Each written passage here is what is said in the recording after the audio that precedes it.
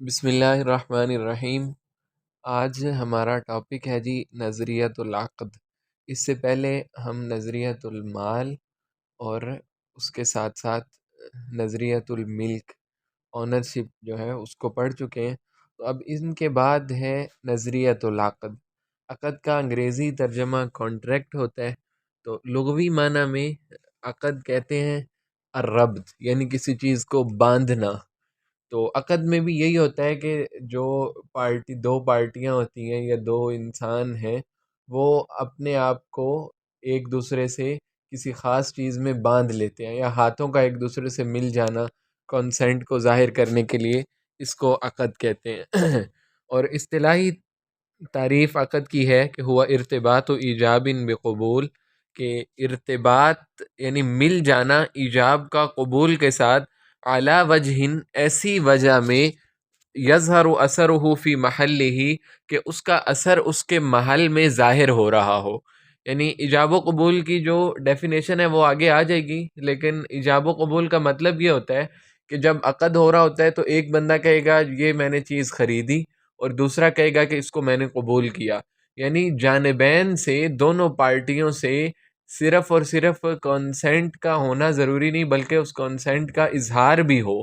تو جب یہ ایجاب و قبول ملیں گے، اور ایسی صورت میں ملیں گے کہ اس کا اثر بھی ہو، یعنی ملکیت کا انتقال ہو، منتقل ہو ملکیت۔ پہلے کسی شو روم والے کا موٹر سائیکل تھا، آپ نے جا کے کہا مجھے موٹر سائیکل خریدنا ہے، مجھے دے دیں، تو جب وہ آپ کو دے دے گا تو ایجاب و قبول کے ساتھ ساتھ اثر بھی ظاہر ہو رہا ہے۔ یعنی جو موٹر سائیکل کا پہلے مالک شو روم والا تھا، پیسے دینے کے بعد اس کے مالک آپ ہو گئے ہیں۔ تو یعنی ایجاب و قبول کا ایسا ملنا کہ جس کے ساتھ ساتھ ملکیت منتقل ہو، یعنی ایجاب و قبول کے ارتباط کے ساتھ ساتھ اس کا اثر بھی ظاہر ہو اس کے محل میں۔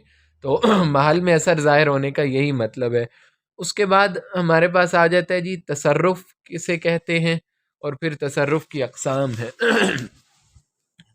تصرف کا مطلب ہوتا ہے کہ کل ما یصدر من الشخص بارادته ویترتب ویرتب الشارع علیہ نتائج الحقوقیہ والقانونیہ، کہ تصرف کہتے ہیں ہر وہ چیز ہے جو انسان کے ارادے سے صادر ہو اور شریعت نے اس کے قانونی اور حقوقی نتائج بھی رکھے ہوں۔ یعنی اب تصرف ہے، مثال کے طور پہ میں نے اپنی پراپرٹی میں تصرف کیا کہ میں نے اس کو ہبہ کر دیا، گفٹ کر دیا کسی کو، تو اب یہ جو میرا تصرف کرنا ہے، اگر میں اس چیز کا مالک ہوں تو اس کے قانونی نتائج بھی ہیں اور حق ہونے کے اعتبار سے اس کے نتائج بھی ہیں۔ حقوقی نتائج اس کے یہ ہیں کہ اب جو پراپرٹی پہلے میری تھی میں نے گفٹ کر دی، وہ کسی اور کی ہوگی۔ قانونی نتائج یہ ہیں کہ مجھے وہ اسٹامپ کا اور ڈاکومنٹیشن ساری کرنی ہوگی کہ اس کو ملکیت اس کو منتقل کرنی ہوگی، پھر اس کے بعد میں کوئی دعویٰ نہیں کر سکوں گا کہ پہلے تو یہ میری تھی اب بھی میری ہونی چاہیے، وغیرہ وغیرہ۔ تو یعنی تصرف کا مطلب ہے کہ کوئی بھی کام جو انسان، یوں کہہ لیں کہ ملکیت کے منتقل کرنے کے لیے ہم کرتے ہیں، عقد کرتے ہیں نا، کانٹریکٹ کرتے ہیں، تو اب کانٹریکٹ کے انشاء جو ہے، عقد کا پیدا ہونا، وہ تصرف سے ہوگا۔ جب انسان کوئی اپنی ملکیت میں تصرف کرے گا تو اس سے عقد پیدا ہوگا۔ اور تصرف کی پھر اقسام ہے۔ کبھی کبھار تصرف فعلی ہوتا ہے۔ فعلی کا مطلب ہے کہ جانبین سے کوئی رضامندی نہیں پائی جا رہی، نہ ہی کوئی اقوال کا تبادلہ ہوا ہے کہ میں نے یہ چیز بیچی، آپ کو میں نے قبول کر لی، یا میں نے آپ کو گفٹ کی، آپ لے رہے ہیں یا نہیں لے رہے، بلکہ کوئی انسان بالفعل تصرف ہو گیا۔ جیسے آپ بائک لے کے جا رہے تھے تو آپ سے کوئی بائک چھین کے لے گیا، تو یہ بھی تصرف ہوا ہے، لیکن یہ تصرف فعلی ہے، اس میں اقوال شامل نہیں ہے۔ اور اس کی مثال ہے غصب، یعنی کوئی چیز آپ سے کوئی چھین کے لے گیا تو یہ تصرف فعلی ہے۔ اور اس کے بعد تصرف کی دوسری قسم ہے تصرف قولی، کہ انسان کے اقوال سے کیا کیا تصرف کر سکتا ہے۔ اس میں پہلا ہمارے پاس جو ہے اس کا پوائنٹ وہ یہ ہے کہ صدور القول من ارادتین، کہ دو جانبین کے ارادے سے، یعنی دونوں پارٹیز کے ارادے سے کسی قول کا صادر ہونا۔ اس کی مثال ہے عقد۔ عقد کوئی بھی ہے، اس میں چاہے عقد اجارہ ہے، رینٹل کانٹریکٹ ہے، یا اسی طرح سیل پرچیز کا کوئی کانٹریکٹ ہے، اس میں جانبین سے ایک بندہ کہتا ہے میں نے یہ چیز بیچی، دوسرا کہتا ہے میں نے قبول کی، تو اس کو عقد کہیں گے ہم. اور اگر کسی قول کا صدور ایک جانب سے ہو رہا ہے، یعنی صدور القولی من ارادت واحدہ، تو یہ بھی ایک تصرف کی مثال ہوتی ہے. اس کی مثال ہے ابراء اور طلاق. طلاق میں اب دیکھیں کہ یعنی نکاح تو ایک عقد ہے، نکاح میں آنے کے لیے تو میاں بیوی دونوں کی رضامندی ضروری ہے. اگر خاتون کہتی ہے کہ نہیں مجھے اس شخص سے نکاح نہیں کرنا، تو دنیا کی کوئی طاقت اس کو مجبور نہیں کر سکتی. لیکن جب نکاح میں آ گئی تو پھر شریعت نے جو طلاق کا اختیار ہے وہ صرف مرد کو دیا ہے. تو اب یہ مثال ہے صدور القولی من ارادت واحدہ، کہ ایک شخص کے ارادہ سے وہ قول صادر ہو رہا ہے. خاتون اگر عام طور سے تو یہ ہوتا ہے کہ خاتون مطالبہ کرتی ہے تو پھر طلاق دی جاتی ہے، یا ان کے کوئی جھگڑا وغیرہ چل رہا ہوتا ہے. لیکن یا اگر ایسی کوئی صورت نہ ہو کہ خاتون کا ارادہ نہیں ہے لیکن پھر بھی اگر مرد طلاق دے گا تو طلاق ہو جائے گی. تو یہ مثال ہے صدور القول من ارادت واحدہ. اور تیسرا پوائنٹ ہے صدور القول لا من ارادت ولا من ارادتین بل قول یتعلق الحق به. اب یہ ایک تیسرا پوائنٹ ہے کہ یعنی تصرف قولی کو ہم پڑھ رہے ہیں، اس میں تیسرا پوائنٹ ہے کہ نہ تو قول نکلتا ہے صادر ہوتا ہے ایک شخص کے ارادہ سے، اور نہ ہی جانبین کا ارادہ ہوتا ہے. یعنی اوپر ہم نے ابھی دو پوائنٹس پڑھے ہیں نا، کہ ایک جانبین کا ارادہ ہوتا ہے، اس کی مثال عقد ہے. ایک شخص کا ارادہ ہوتا ہے، اس کی مثال طلاق ہے. اور یہاں پہ ہوتا ہے کہ دونوں کا ارادہ نہیں ہے لیکن کوئی ایسا قول ہوتا ہے جس کے ساتھ کوئی حق متعلق ہو جاتا ہے، جیسے دعویٰ وغیرہ کا حق ہے. کوئی انسان کھڑا ہو کے دعویٰ کر دیتا ہے کہ جی میرے اس نے اتنے پیسے دینے ہیں. تو اب یہاں پہ نہ ان دونوں کا کوئی ارادہ نہیں ہے اس تصرف کے لیے. ٹھیک ہے نا جی. اور اس کے بعد تصرف کے بعد ایک اصطلاح استعمال ہوتی ہے التزام کی. التزام یہ آسان ہے، لائبلٹی جو ہے اسی کو التزام کہتے ہیں، کہ کون الانسانی مکلفاً بالزام الشیء و بالتزامہ، کہ انسان مکلف ہوتا ہے کسی چیز کو الزام دینے میں اور خود اس کو الزام ملتزم ہونے میں. یعنی یہ اب عربی اصطلاحات ہیں. الزام کا مطلب ہوتا ہے کسی کو کسی چیز کا مکلف بنانا، اور التزام کا مطلب ہے کہ خود مکلف بن جانا. تو مثال کے طور پہ اب آپ نے کسی کو اپنا بائک دیا کہ جا کے یار اس کو ٹھیک کروا کے لاؤ، تو اب آپ نے اس کو مکلف بنایا ہے یہ کام کرنے کا، یعنی آپ نے اس کو وکیل بنا دیا. ٹھیک ہے. اور التزام کا مطلب ہے کہ آپ خود کسی شخص سے، یا یہ مثال لے لیں کہ کوئی ہاسٹل سے کوئی لڑکا گھر جا رہا تھا 10 دن کے لیے، تو آپ نے اس کو کہا کہ یار آپ جا رہے ہو تو آپ کے موٹر سائیکل کی حفاظت میں کر لوں گا، مجھے دے جو. تو اب آپ نے اس کی جو حفاظت کا التزام کیا ہے، آپ نے اس کی حفاظت کرنی ہے. اور جو شخص آپ کے ذمہ یہ کام لگا کے گیا ہے وہ الزام کر رہا ہے، یعنی وہ آپ کو ملزم بنا رہا ہے. تو یہ ہے التزام. یعنی تصرف ہوتا ہے، تصرف کے نتیجے میں جو چیز لازم آتی ہے کہ وہ الزام ہوتا ہے یا التزام ہوتا ہے. اور اس کے بعد یہاں پہ تو اب یہ ہماری جو یوں کہہ لیں کہ ابتدائی بحث ہے عقد کے متعلق وہ ہو چکی. اس میں عقد کی ڈیفینیشن، اس کے بعد تصرف کیا ہوتا ہے اور التزام کیا ہوتا ہے. تو یہ جو ہیں عربی کوئی بھی ہم بک پڑھیں گے یا اسلامک لا آف کانٹریکٹ کو ہم جب تفصیل سے پڑھیں گے تو یہ اصطلاحات استعمال ہوتی ہیں فقہ کی مختلف کتابوں میں. اس کے بعد جو ہمارا اصل عنوان ہے تکوین العقد. تکوین العقد کا مطلب ہے جی عقد بنتا کیسے ہے، یعنی عقد وجود میں کیسے آتا ہے، اس کے لیے کیا کیا شرائط ہے. اس سے پہلے ایک چیز مزید بھی ہے کہ کہتے ہیں ابھی آپ نے تصرف بھی پڑھ لیا، سمجھ لیا، اور عقد بھی پڑھ لیا. تو اب ان میں تعلق کیا ہے کہ کہتے ہیں کہ کل عقد تصرف ولیس کل تصرف عقد، کہ ہر عقد تصرف تو ہے، یعنی جو بھی عقد جو بھی کانٹریکٹ وجود میں آیا ہے اس کے لیے ظاہر ہے کوئی نہ کوئی تصرف ہوا ہے نا، یعنی ہیر پھیر ہوئی ہے. تصرف کا ایک معنی ہم اردو میں یہ بھی کر سکتے ہیں. لیکن کہتے ہیں کہ ہر تصرف عقد نہیں ہوتا. میں نے اپنی ملکیت میں کوئی تصرف کیا، مثال کے طور پہ کہ کسی کو کوئی چیز ویسے ہی اٹھا کے ابھی میں نے کہا آپ نے لینی ہے، تو اس نے ایک دن تک مجھے نہیں بتایا، میں نے وہ واپس چیز اپنے پاس لے لی، دوبارہ رکھ لی. تو یہ تصرف تو ہے لیکن عقد نہیں ہے. تو مطلب یہ ہوا کہ ہر عقد تصرف تو ہوتا ہے، لیکن ہر تصرف ضروری نہیں کہ وہ عقد بھی ہو، وہ ابتدائی صورت میں ہی ختم بھی ہو سکتا ہے تصرف جو ہے. اور اس کے بعد وہی تکوین العقد. اب تکوین العقد میں کیا کیا چیزیں آتی ہیں؟ سب سے پہلا ہے کہ ارکان العقدی عند الجمہور، جو جمہور ائمہ ہیں، امام شافعی، امام مالک اور احمد بن حنبل، وہ کہتے ہیں کہ عقد کے ارکان 4 چیزیں ہیں. سب سے پہلے صیغہ ہوگا، یعنی اس کے لیے کوئی نہ کوئی ورڈنگ ہم یوز کریں گے جو کنسنٹ کو ظاہر کر رہی ہو، تو وہ ایجاب ہے یا قبول ہے. اس کے بعد یعنی عاقدان ہے. عاقدان کا مطلب کہ بائع اور مشتری، یعنی یہ 3 ہو گئے. اب عقد کے لیے کوئی بھی عقد ہے، اگر ہم عقد اجارہ کر رہے ہیں، رینٹل کانٹریکٹ کر رہے ہیں، تو اس کے لیے مستاجر کا ہونا ضروری ہے، اور جو دوسرا جو رینٹ پہ دے رہا ہے وہ ہوگا. اگر خرید و فروخت کر رہے ہیں تو بیچنے والا اور خریدنے والا ہونا یہ ضروری ہے. اور نمبر 4 پہ محل العقد، کہ وہ چیز جو عقد کا محل ہے، جس پہ عقد ہو رہا ہے. اگر ہم گاڑی خریدنا چاہ رہے ہیں، بیچنا چاہ رہے ہیں، تو ہمارا محل العقد گاڑی ہے. تو جمہور ائمہ کہتے ہیں کہ عقد کے ارکان یہ 4 ہیں، یعنی صیغہ ہوگا، ایجاب و قبول. ایجاب و قبول پھر بیع میں بھی ضروری ہے، اسی طرح اور بھی آپ کوئی عقد اجارہ کرتے ہیں، اعارہ کرتے ہیں، سب میں ایجاب و قبول ہوتا ہے. اور عاقدان سمجھ آ گیا کہ جو 2 بندے، 2 پارٹیز جو ہیں وہ عاقدان ہیں.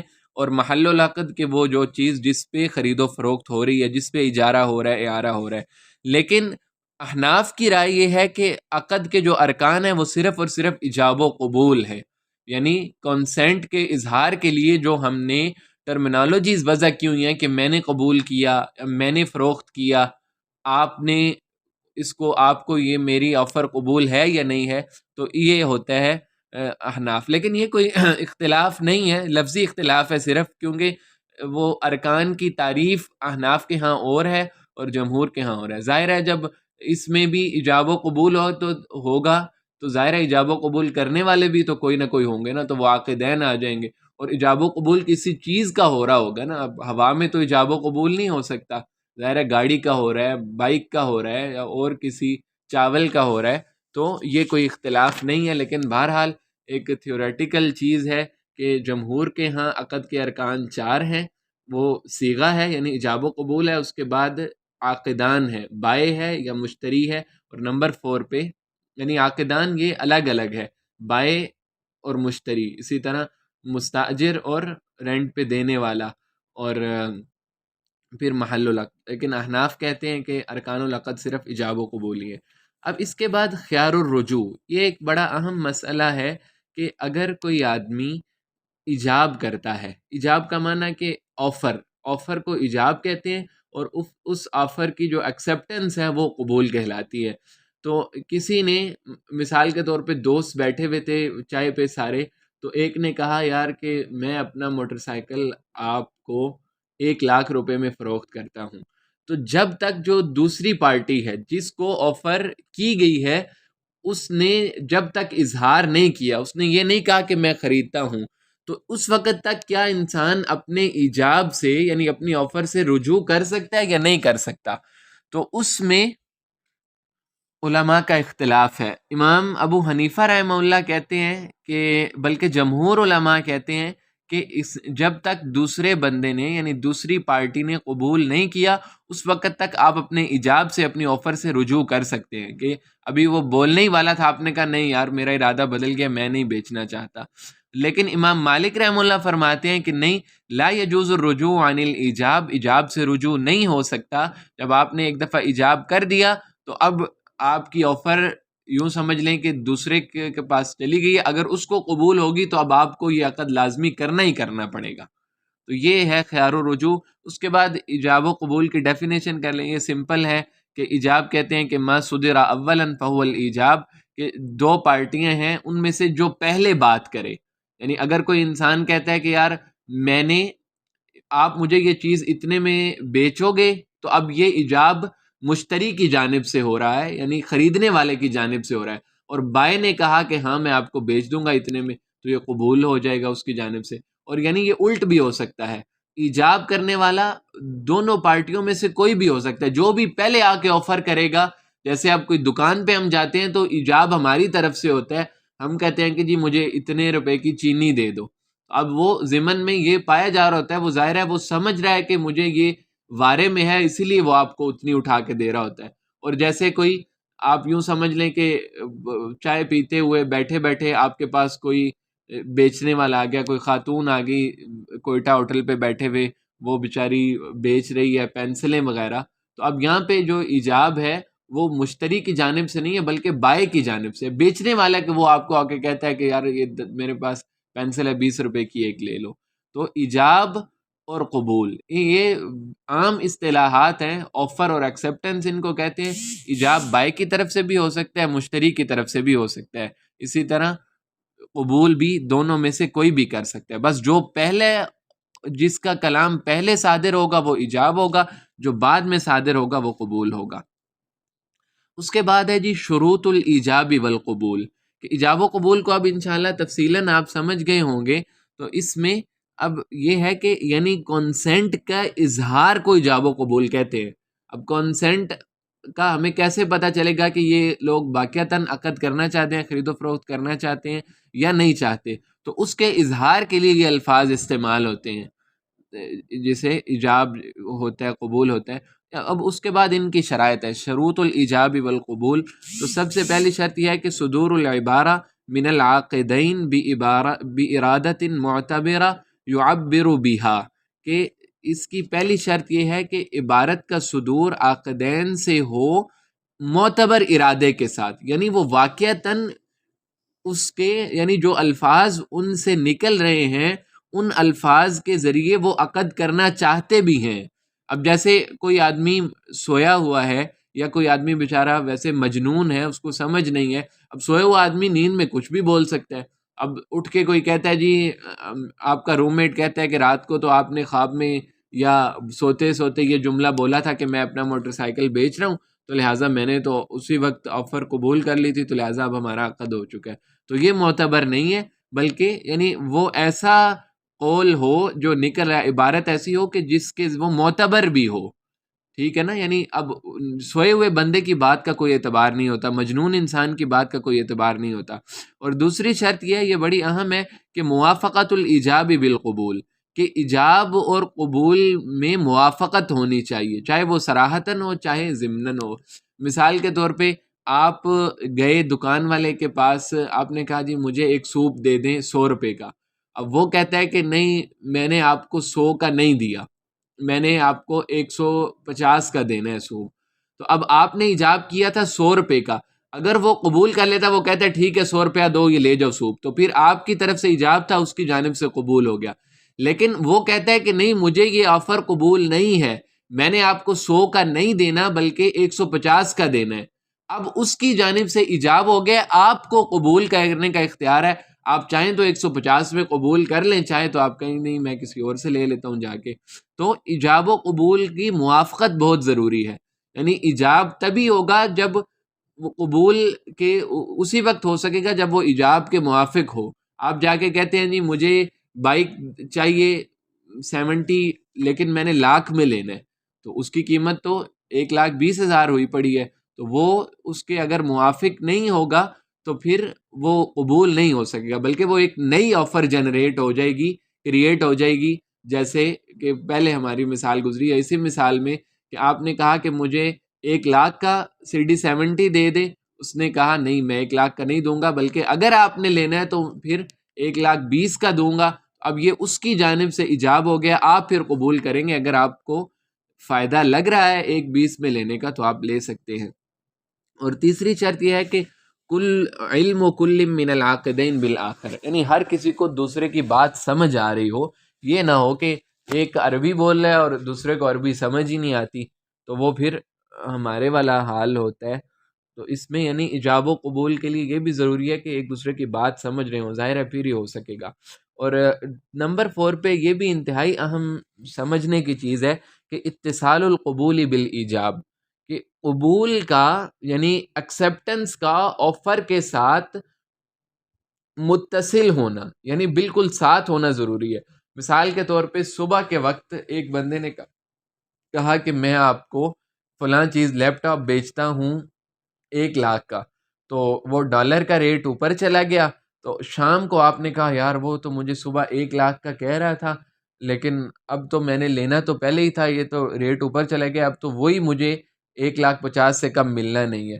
تو آپ دوبارہ اس کے پاس جاتے ہیں کہ جی صبح آپ نے کہا تھا کہ میں آپ کو 1 لاکھ کا بیچتا ہوں، لہٰذا مجھے ابھی بیچ دو، تو اس کا کوئی اعتبار نہیں ہے، بلکہ آفر ایکسیپٹنس میں اتصال ضروری ہے، یعنی اسی وقت ہونا ضروری ہے۔ بلکہ یہاں اس میں مزید ایک اختلاف آتا ہے کہ الفوریت شرط عند الشافعیہ ولیست شرطا عند الحنفیہ، یعنی اب امام شافعی رحمہ اللہ فرماتے ہیں کہ ایک مجلس میں بیٹھے ہوئے آپ کو کسی شخص نے کہا کہ یار میں آپ کو یہ آفر کرتا ہوں، آپ میرے سے 1 لاکھ کا لیپ ٹاپ خرید لو، آپ کو درمیان میں کال آ گئی، کوئی آپ کال سننے لگ گئے، یا درمیان میں کوئی اور کام آپ کرنے لگ گئے، کھانے پینے لگ گئے یا کچھ اور کرنے لگ گئے، تو اس صورت میں امام شافعی فرماتے ہیں کہ یہ تفرق بالاقوال ہو گیا ہے، یعنی پہلے جو بات ہو رہی تھی آفر والی اب وہ ختم ہو چکی ہے، لہٰذا اب آپ اس کو قبول نہیں کر سکتے، وہ آفر تھی، آپ نے اپنا کام کر کے اس آفر کو ختم کر دیا۔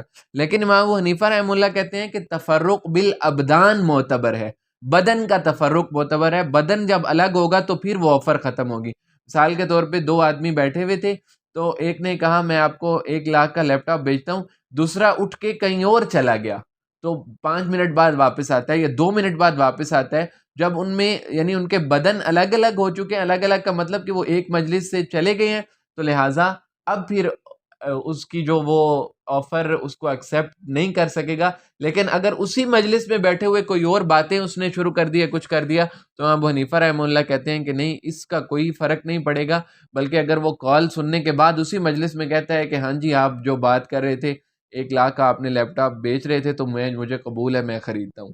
تو یہ ہے مطلب کہ اتصال ضروری ہے۔ اور پھر امام شافعی رحمہ اللہ کہتے ہیں کہ اگر باتوں میں بھی تبدیلی آ گئی تو پھر بھی اتصال نہیں ہوگا۔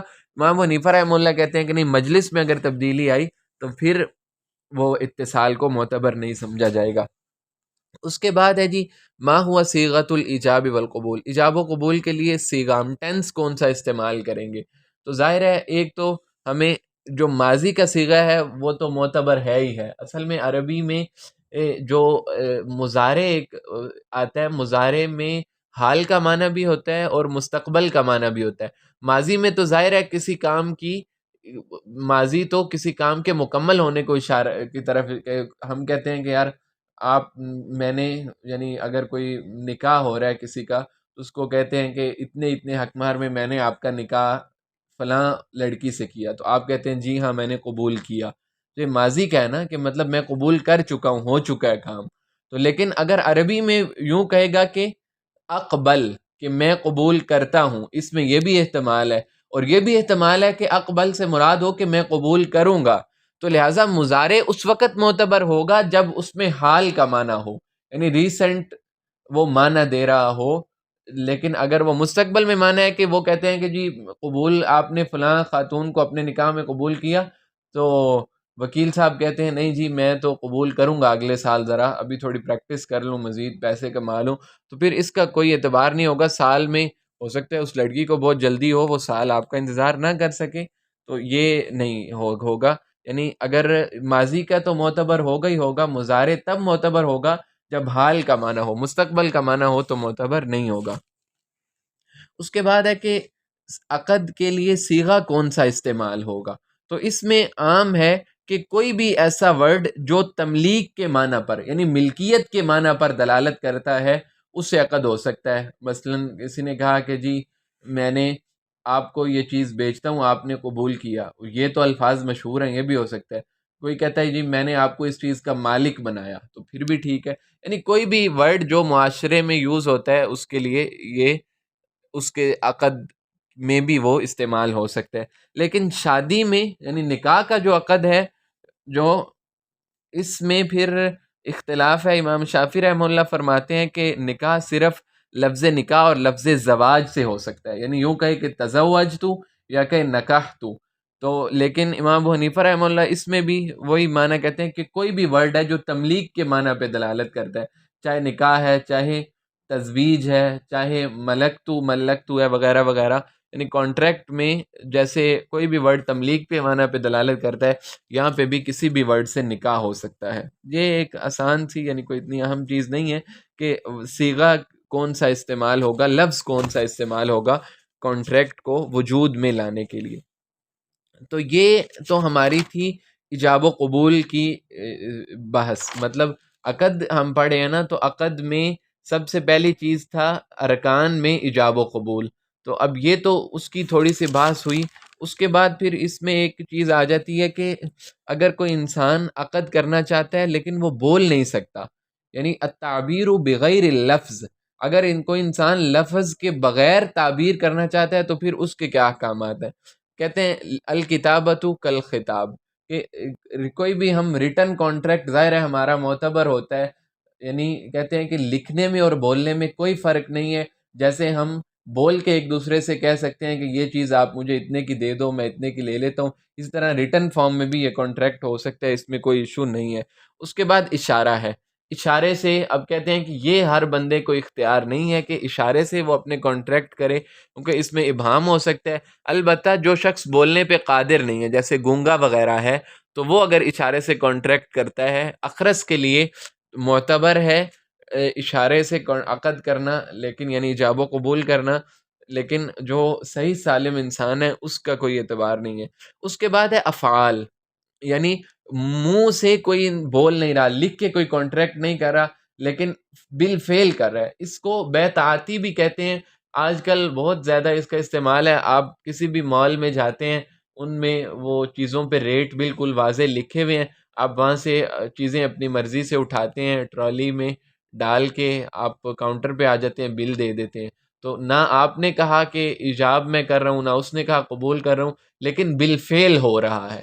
بالفعل کا مطلب ہے کہ آپ یعنی بغیر کلام کیے، بغیر بولے ہر چیز واضح ہے، تو آپ اس کو خرید رہے ہیں، بیچ رہا ہے دکان والا، مال والا، تو اس میں بھی کوئی حرج نہیں ہے، یہ بھی ہوتا ہے۔ پھر اس میں ایک مطلب ٹیکنیکلی کہہ لیں اختلاف ہے کہ امام شافعی رحمہ اللہ کہتے ہیں کہ بالکل جائز ہی نہیں ہے بیعتعاتی، یعنی افعال کے ساتھ بیع کرنا، جیسے ابھی ہم نے مال والی مثال لی۔ اور امام مالک رحمہ اللہ کہتے ہیں کہ بالکل جائز ہے، جیسے مرضی، جس چیز کی مرضی آپ بیع کرو۔ امام ابو حنیفہ رحمہ اللہ کہتے ہیں کہ جو عام چیزیں ہیں ان میں تو جائز ہے، لیکن کوئی بہت بڑے لیول کی اگر چیزیں ہیں، جیسے ہم زمین کی اگر خرید و فروخت کرنے لگتے ہیں، تو اس میں یہ جائز نہیں ہے۔ لیکن اصل صورت یہ ہے کہ اس چیز کا ابہام نہ ہو، کل کو لڑائی نہ ہو، اور ویسے بھی مالکیہ کی رائے ہی یہاں پہ معتبر ہوگی، یا اگر کہیں پہ لڑائی کا اندیشہ ہو تو حنفیہ کی رائے، کہ زمین وغیرہ میں تو بول کے یا لکھ کے حدود اربع زمین کی متعین ہو جانی چاہیے، تاکہ کل کو کسی قسم کا 1% بھی لڑائی کا، ابہام کا کوئی اندیشہ نہ ہو۔ اس کے بعد ہے سکوت۔ سکوت کا مطلب ہے کہ آپ لکھ کے بھی کانٹریکٹ نہیں کر رہے، اسی طرح اشارے سے بھی نہیں کر رہے، اور بالفعل بھی، افعال سے بھی نہیں کر رہے، جیسے مال والی مثال آگی ہمارے پاس۔ تو سکوت، اس میں کہتے ہیں تفصیل ہے کہ یعنی اس کی کوئی بعض اوقات یہ ہوتا ہے کہ اگر جس جگہ پہ آپ کا بولنا ضروری تھا اور بولنے سے آپ کو کوئی چیز مانے نہیں تھی، لکھنے سے مانے نہیں تھی، پھر بھی آپ نہیں بول رہے، تو پھر تو وہ آپ کا بیان ہی سمجھا جائے گا، یہی سمجھا جائے گا کہ آپ نے گویا کہ کانسنٹ کا اظہار کر دیا ہے۔ لیکن اس میں بھی ہر صورت کا حکم مختلف ہو سکتا ہے۔ اس کے بعد ہے جی الارادۃ الظاہرہ والارادۃ الباطنہ، کہ بعض اوقات کسی چیز کا ارادہ بالکل ظاہر ہوتا ہے اور بعض اوقات ارادہ باطن یعنی چھپا ہوا ہوتا ہے، تو اس کے کیا احکامات ہیں؟ تو کہتے ہیں کہ یعنی یہ وہی ایجاب و قبول والی بحث چل رہی ہے، اسی طرح کوئی تصرف والی بحث چل رہی ہے۔ ظاہر ہے کوئی بھی انسان، خاص طور سے مسلمان، جب کوئی بات کرتا ہے تو اس کے اثرات مرتب کیے ہوئے ہیں شریعت نے۔ جیسے اگر کوئی کہتا ہے اپنی بیگم کو، بیوی کو، کہ میں نے آپ کو طلاق دی، تو اس کے اثرات ہیں۔ کل کو 1000 دفعہ کہتا پھرے کہ جی میں نہیں یہ چاہ رہا تھا، یا میری مراد یہ نہیں تھی، تو وہ پھر الگ ایک بات ہو جائے گی۔ اسی طرح آپ کسی کو کہتے ہو کہ میں نے اس کے پیسے دینے ہیں، تو اس کے بھی قانونی اثرات ہیں۔ وہ کہے گا، جا کے عدالت میں کہے گا جی اس نے مجھے ڈی فیم کرنے کی کوشش کی ہے، میں نے اس کے پیسے دینے ہی نہیں ہیں۔ اسی طرح یعنی کوئی بھی بات ہے، اگر کوئی بھی آپ ارادہ، کوئی بھی کلام کرتے ہیں تو اس کے اثرات ہیں۔ اب پھر ارادہ کی اس میں تفصیل آتی ہے کہ صدور العبارہ بغیر قصد لللفظ، کہتے ہیں کہ عبارت تو صادر ہو رہی ہے انسان سے، لیکن اس لفظ کا ارادہ نہیں ہے انسان کا. جیسے کہ اب کوئی نشئی ہے، مجنون ہے، سویا ہوا شخص ہے، وہ کوئی بات کرتا ہے تو اس کا اعتبار ہے یا نہیں ہے. تو اب مجنون اور سوئے ہوئے کے بارے میں تو ہم نے پڑھ لیا تھا کہ ان کی بات کا کوئی اعتبار نہیں ہے، اس لیے کہ ان کا قول معتبر ہی نہیں ہے. لیکن اب سکران جو ہے، نشئی آدمی اگر کوئی چیز کا کوئی عقد کرتا ہے، کوئی الفاظ بولتا ہے، اس کا معتبر ہے یا نہیں. اس میں باقی جمہور ائمہ تو کہتے ہیں کہ نہیں، نشئی بھی بالکل سوئے ہوئے کی طرح اور پاگل کی طرح ہے، اس کی بات کا کوئی اعتبار نہیں. لیکن حنفیہ کا اس میں اختلاف ہے. حنفیہ کہتے ہیں کہ نہیں، نشہ اس نے اپنی مرضی سے کیا ہے، خود کیا ہے، اللہ تعالیٰ نے اس کو منع کیا تھا، لہٰذا اب زجرن اس پہ ان احکامات کو نافذ کیا جائے گا. جیسے اگر خدا نہ خواستہ اگر کوئی نشئی اپنی بیوی کو طلاق دے تو حنفیہ کہتے ہیں کہ وہ طلاق نافذ ہوگی. اسی طرح اگر کسی کے بارے میں کوئی بات کرتا ہے یا کوئی عقد کرنے کی کوشش کرتا ہے تو اس کا وہ عقد معتبر سمجھا جائے گا. مثلا نشے میں آ کے اپنی پراپرٹی جو 1 لاکھ کی تھی یا 1 کروڑ کی تھی تو کہتا ہے 1 لاکھ میں فروخت کرتا ہوں. بہرحال، اور دوسرا یہ ہے کہ صدور العبارہ لقصد اللفظ بغیر قصد الفہم، کہ یعنی عبارت وہ صادر تو کر رہا ہے، الفاظ تو بولنے کی کوشش کر رہا ہے، لیکن اس کو فہم سمجھ نہیں آ رہا. جیسے اگر کوئی عجمی عربی سے کلام کرتا ہے، عجمی کو عربی کی بات سمجھ نہیں آتی اور عربی کو عجمی کی نہیں آتی، تو الفاظ وہ اپنے ارادے سے بول رہے ہیں نا، لیکن معنی ان کو سمجھ نہیں آ رہا، تو اس کا کوئی اعتبار نہیں ہوگا. یعنی اس صورت میں کوئی احکام نافذ نہیں ہوں گے. اس کے بعد نمبر 3 پہ جی صدور العبارہ بقصد اللفظ و بقصد الفہم، یعنی لفظ بھی انسان اپنے ارادے سے بول رہا ہے اور ان الفاظ کے جو معنی ہیں ان کا ارادہ بھی رکھتا ہے، لیکن عقد کے انشاء کا ارادہ نہیں رکھتا. جیسے کوئی استاد اپنے شاگردوں کو پڑھا رہا ہے تو پڑھاتے پڑھاتے استاد نے کہا کہ میں نے آپ کو اپنا کوٹ جو میں نے پہنا ہوا ہے میں اتنے میں بیچ دیا. اب استاد یہ جو الفاظ ہیں یہ جان بوجھ کے کہہ رہے ہیں، استاد کوئی سوئے ہوئے نہیں ہے، کوئی مجنون نہیں ہے، نشہ نہیں کیا ہوا، لیکن وہ سمجھانے کے لیے کر رہے ہیں اور ان کو یہ بھی پتہ ہے کہ ان الفاظ کی مراد کیا ہے. یعنی کوئی عربی عجمی والا ایشو بھی نہیں ہے، لیکن چونکہ عقد کے انشاء کا ارادہ نہیں ہے تو لہٰذا اس بات کا بھی کوئی اعتبار نہیں ہوگا. اس کے بعد ہے نمبر 4 پہ جی صدور العبارہ بالخطا، کہ غلطی سے کسی بات کا صادر ہو جانا. کوئی انسان ہے، اس کو یہ تو پتہ ہے کہ طلاق کا لفظ بڑا خطرناک ہے اور وہ کوئی سویا ہوا بھی نہیں ہے، لیکن وہ اپنی بیوی کو کہنا یہ چاہتا تھا کہ انتی حسینہ، آپ بہت خوبصورت ہو، اور غلطی سے کسی اور کی طلاق کے بارے میں سوچ رہا تھا کہ میرے دوست نے بڑا غلط کام کیا، اپنی بیوی کو طلاق دے دی. تو بعض اوقات ایسے ہوتا ہے، اس کی وہ کہنا یہ اپنی بیوی کی تعریف کرنا چاہ رہا تھا لیکن غلطی سے اس نے انتی طالق کا کہہ دیا، تو اس صورت میں بھی کیونکہ اس کا ارادہ نہیں تھا طلاق کے نفاذ کا تو طلاق نافذ نہیں ہوگی. اس کے بعد نمبر 5 پہ ہے کہ صدور العبارہ بالہزل، مذاق سے کوئی بات کرنا. تو کہتے ہیں کہ اس صورت میں یعنی مزاحاً اگر کسی نے کوئی بات کہی یا کوئی زبان سے الفاظ نکالے تو پھر اللہ کے نبی کا فرمان ہے کہ ثلاثۃ جدہن جد و ہزلہن ہزل، کہ 3 چیزیں ایسی ہیں کہ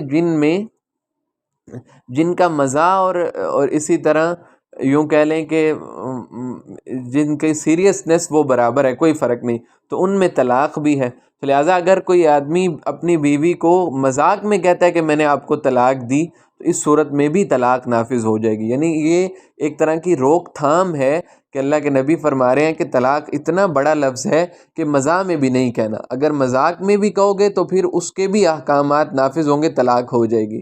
ویسے اس کے علاوہ جو ہیں عقد میں پھر اس کا اعتبار نہیں ہوگا کیونکہ اس کا ارادہ نہیں ہے. اور نمبر 6 پہ ہے کہ صدور العبارہ بالاکراہ، کہ اکراہ کوئی آپ کو مجبور کر دیتا ہے، گن پوائنٹ پہ کہتا ہے کہ یہ کام کرو، تو اس میں پھر اس کا اعتبار ہوگا یا نہیں ہوگا. تو اس میں حنفیہ کہتے ہیں کہ طلاق واقع ہو جائے گی، یعنی طلاق کی صورت میں اکراہ معتبر ہوگا. اور باقی ائمہ کہتے ہیں کہ نہیں، جیسے اور کوئی عقد کسی اور عقد کا اعتبار نہیں ہوتا تو طلاق بھی نافذ نہیں ہوگی.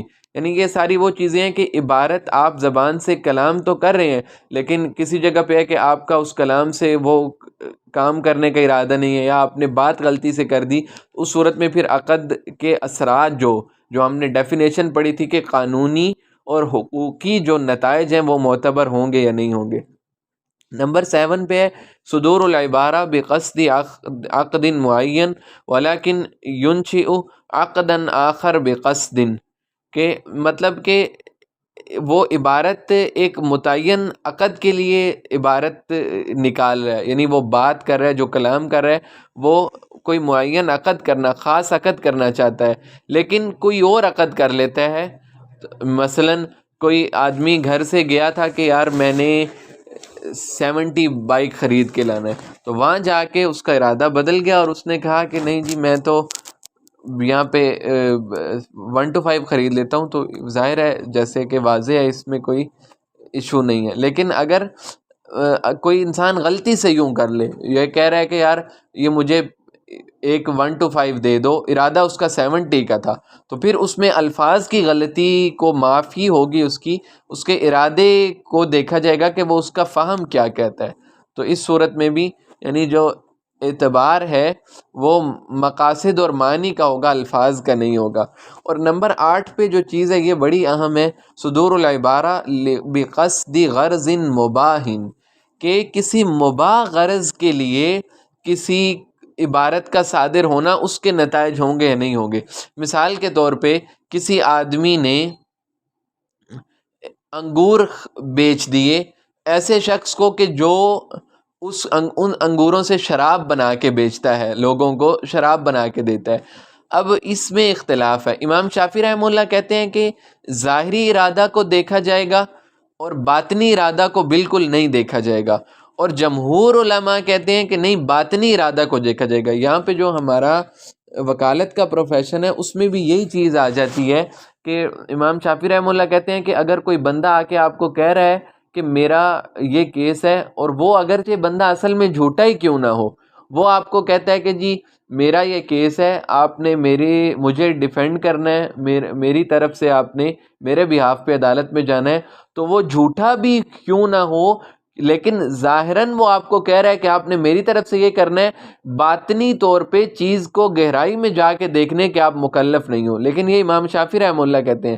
جمہور علماء، امام ابو حنیفہ، امام مالک، احمد بن حنبل، وہ کہتے ہیں کہ نہیں، باطنی ارادے کو دیکھا جائے گا۔ آپ کو اس شخص کو بیچنے کی اجازت نہیں ہے جو شراب بناتا ہے، آپ باقی لوگوں کو بیچو جو ویسے کھائیں گے۔ اسی طرح اگر کوئی آپ کے پاس کوئی کلائنٹ آتا ہے تو وہ آپ اس بات پر یعنی ضروری آپ کے لیے کہ آپ تحقیق کریں کہ یہ بندہ واقعتاً سچا ہے یا نہیں، یا میں کسی جھوٹے کی تو وکالت نہیں کر رہا۔ تو یہ ہے کہ ظاہری ارادہ اور باطنی ارادہ۔ امام شافعی کہتے ہیں کہ صرف ہم ظاہر کو دیکھیں گے، جو کوئی جیسے ہمیں کہہ رہے ہیں ہم اس کی بات مان کے، اور باقی اس کا اور اللہ کا معاملہ ہے، ہم درمیان میں ہمیں جتنا سا کام اس نے کہا ہم نے کر دیا۔ لیکن امام ابو حنیفہ اور باقی دونوں ائمہ وہ فرماتے ہیں کہ نہیں، باطنی ارادے کو دیکھنا ضروری ہے۔ تو یہ ہماری بحث مکمل ہو گئی۔ پہلا جو رکن ہے بیع کا وہ تھا ایجاب و قبول کے بارے میں، تو یہ تھوڑی سی تفصیلی ہے، اس میں چیزیں ڈیٹیلڈ ہیں، لیکن ظاہر ہے کہ یہ سمجھنے کی چیزیں ہیں اور ہمارے سلیبس کا حصہ بھی ہیں۔ اور اس کے بعد پھر آ جاتا ہے محل العقد۔ محل العقد کا مطلب ہے کہ جس چیز پر ہم پہلے تو نا کنسنٹ کے اظہار کے لیے جو الفاظ ہم یوز کرتے ہیں، ایجاب ہے، قبول ہے، ان کی کیا کیا شرائط ہے، پھر ارادے کا کیسا ہوگا، اگر زبان سے کوئی لفظ نکل جاتے ہیں ان سے ہماری مراد واقعتاً ہوگی یا نہیں ہوگی، تو اس کے نتائج ہوں گے یا نہیں ہوں گے۔ اس کے بعد دوسری شرط ہے بیع کی سبجیکٹ میٹر جو ہے، یعنی محل العقد جو ہے جس پہ بیع کرنی ہے ہم نے، گاڑی ہے، بائک ہے یا کوئی چیز اور ہے، تو اس کو کہتے ہیں محل العقد۔ اس کی شرائط ہیں، سب سے پہلی شرط اس کی ہے کہ ان یکون قابلا للمحل شرعا، کہ وہ شرعاً محل بننے کی صلاحیت بھی رکھتا ہو، یعنی وہ مال متقوم ہو۔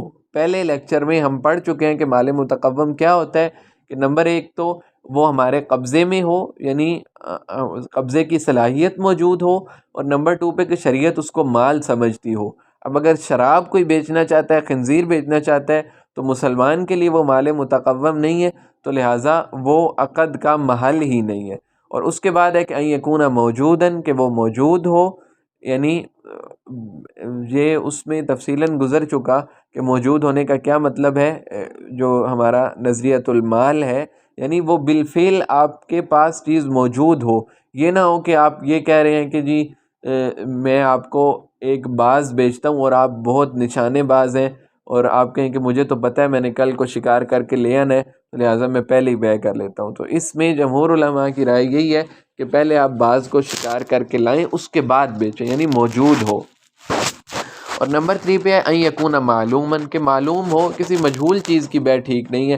کسی نے آپ سے آپ کو آ کے 1,00,000 روپیہ دیا تو ظاہر ہے وہ کوئی نہ کوئی چیز بتائے گا نا کہ میں یہ خریدنا چاہتا ہوں، یہ تو نہیں کہے گا کہ یار جو بھی آپ کے دل ہے مجھے بس لا کے دے دینا۔ تو ظاہر ہے کوئی بتائے گا یار مجھے گندم چاہیے، چاول چاہیے، جو چاہیے۔ اور نمبر 4 پہ ہے ان یکون مقدور التسلیم، کہ اس کو سپرد کرنا آپ کے بس میں ہو۔ آپ کی گاڑی تو ہے، سب کو پتہ ہے آپ کی گاڑی ہے، لیکن آپ کو پتہ ہے کہ یار وہ گاڑی تو مجھ سے چوری ہو گئی تھی، اللہ نہ کرے، تو اب آپ اس کو بیچنا چاہتے ہیں، تو ظاہر ہے آپ اس گاڑی کی ملکیت تو آپ کی ہی ہے، لیکن آپ اس کو دینے پہ قادر نہیں ہے، تو اس صورت میں بھی بیع نہیں ہوگی۔ یہاں پہ ایک بڑی اہم چیز ہے کہ امام ابن قیم جو ہیں، ابن تیمیہ رحمہ اللہ کے شاگرد ہیں، انہوں نے صرف اس چیز کا اعتبار کیا بیع میں کہ ایک پہلی شرط کہ شریعت اس کو محل سمجھتی ہو، اور ایک اینڈ والی شرط کہ مقدور التسلیم ہو۔ یعنی ابن قیم کہتے ہیں کہ جب کسی چیز کا آپ کو پتہ ہے کہ میں نے کل کو باز کا شکار کر ہی لینا ہے، تو لہٰذا اگر میں آج بھی اس کو بیچ دیتا ہوں تو کوئی ایشو نہیں ہے، لیکن آپ کو مقدور التسلیم ہونے کا یقین ہو۔ لیکن اگر کوئی چیز موجود ہے آپ کے پاس لیکن آپ کو مل نہیں رہی، تو اس صورت میں وہ کہتے ہیں کہ مقدور التسلیم نہیں ہے، تو لہٰذا موجود ہونے کا کوئی فائدہ نہیں ہے۔ تو ابن قیم موجود کی شرط کو نہیں دیکھتے، وہ کہتے ہیں کہ اگر کوئی چیز آپ اس کو پیدا کر لینے پہ، اس کو سپرد کر دینے پہ قادر ہیں، تو پھر اگر ابھی موجود ہے یا نہیں ہے تو اس سے کوئی فرق نہیں پڑتا۔ لیکن باقی ائمہ کہتے ہیں کہ نہیں، مقدور التسلیم ہونا تو ظاہر شرط ہے ہی ہے، اس کے ساتھ ساتھ اس کا موجود ہونا بھی ضروری ہے، یعنی بالفعل وہ آپ کے قبضے میں ہو تو اسی وقت آپ اس کو، یعنی یہ بہت اہم ہے۔ جیسے اب وہ اس میں مال میں بھی ہم نے یہ مثال دیکھی تھی کہ امیزون وغیرہ پہ آج کل بہت زیادہ ہو رہا ہے کہ آپ اپنی کوئی ڈیجیٹل دکان کھول کے بیٹھ گئے ہیں، تو اس دکان میں آپ کہتے ہیں کہ جی آپ نے ایڈ لگا دیا کہ میرے پاس یہ چیزیں پڑی ہوئی ہیں، تو اصل میں وہ چیز آپ کے پاس ہے ہی نہیں ہے۔ آپ کہتے ہیں جب آرڈر آئے گا میں کہیں اور سے اس چیز کو خریدوں گا اور اپنا پرافٹ رکھ کے آگے اس کو ڈیلیور کر دوں گا۔ تو جمہور علماء کی رائے اس میں سارے آ جاتے ہیں، امام مالک، امام شافعی، وہ کہتے ہیں کہ یہ ٹھیک نہیں ہے، کیونکہ ابھی وہ آپ کے پاس چیز موجود ہی نہیں تھی، آپ نے اس کو موجود ہونے سے پہلے ہی بیچ دیا۔ لیکن ابن قیم کی رائے ہے کہ جب آپ کو پتہ ہے کہ مجھے یہ چیز کہیں اور سے مارکیٹ سے مل ہی جانی ہے اور میں نے اپنا پرافٹ رکھ کے بیچ دینی ہے، تو وہ ٹھیک ہے۔ اس میں یعنی یہ ایک اہم اختلاف ہے مقدور التسلیم والی شرط میں۔ ابن قیم مقدور التسلیم کو ہی سب کچھ سمجھتے ہیں، اور جمہور ائمہ کہتے ہیں کہ نہیں، موجود ہوگا، اس کے بعد ہم اس بات پہ آئیں گے کہ مقدور التسلیم ہے یا نہیں ہے۔ اور یہی جو شرط ہے نا ہماری کہ ان یکون موجوداً، کہ وہ محل العقد جو ہے وہ مبی موجود ہو، اس میں امام مالک رحمہ اللہ کا رائے ایک الگ بھی ہے۔ وہ فرماتے ہیں کہ عقد دو طرح کے ہوتے ہیں، بعض عقود معاوضات ہیں اور بعض تبرعات ہیں۔ معاوضات کا مطلب ہے کہ جن میں آپس میں جب عقد ہو رہا ہوتا ہے تو معاوضہ دیا جاتا ہے، پیمنٹ ہو رہی ہوتی ہے، تو ان میں تو لڑائی وغیرہ کا خطرہ ہے نا، تو لہٰذا کسی چیز کو موجود نہیں ہے تو اس کی خرید و فروخت ٹھیک نہیں ہے۔ لیکن بعض عقود تبرعات ہیں۔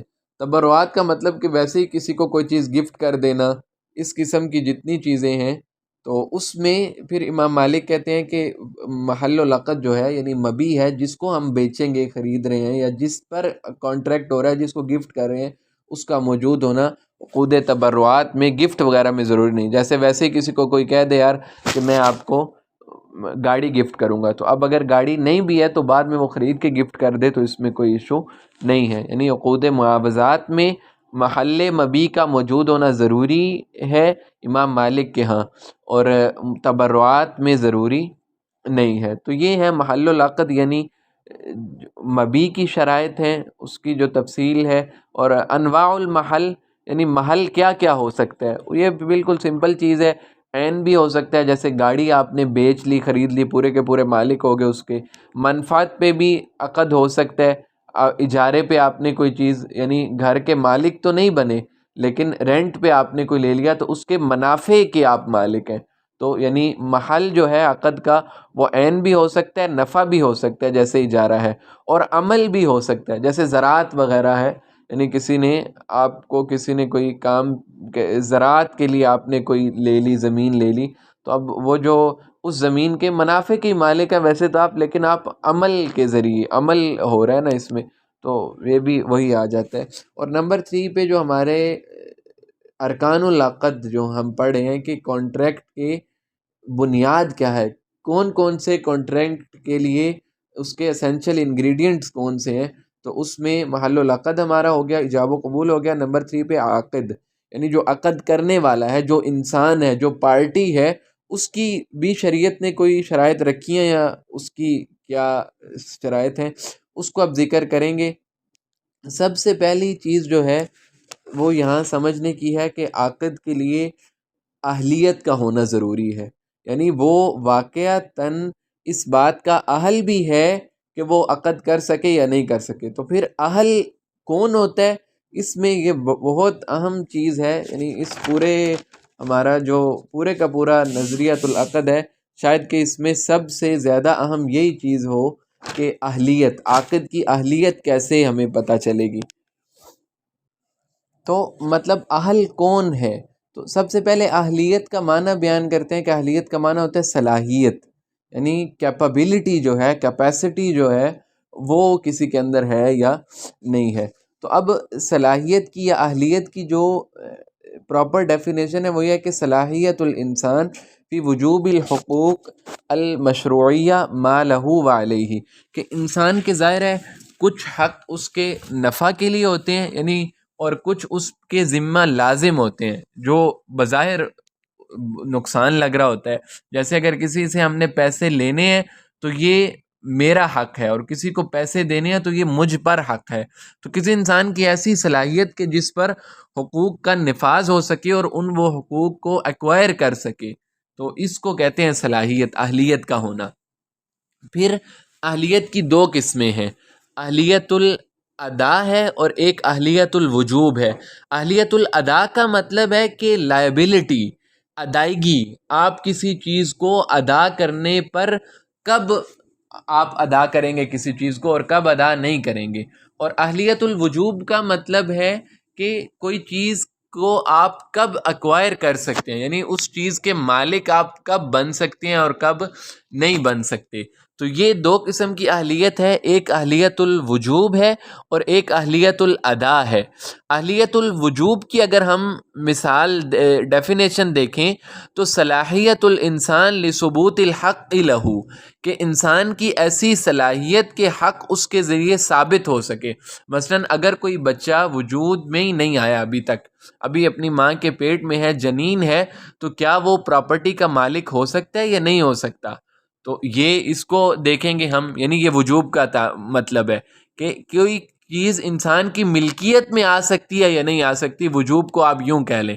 اور ادا کا مطلب ہے کہ صلاحیت الانسان ان یطالب الحق ویطالب ما علیہ من الحق، کہ انسان اہلیت الادا کا مطلب کہ انسان اس بات پر، اس فعل پر قادر ہے کہ وہ اپنا حق لے سکے اور کسی کو حق دے سکے۔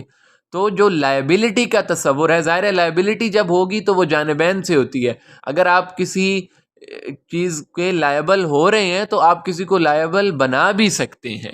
تو یہ ہے یعنی اہلیت الادا، ادا، ہاں جی۔ اور اہلیت الوجوب کا مطلب گزر چکا کہ کسی چیز کے آپ مالک ہو سکتے ہیں یا نہیں ہو سکتے۔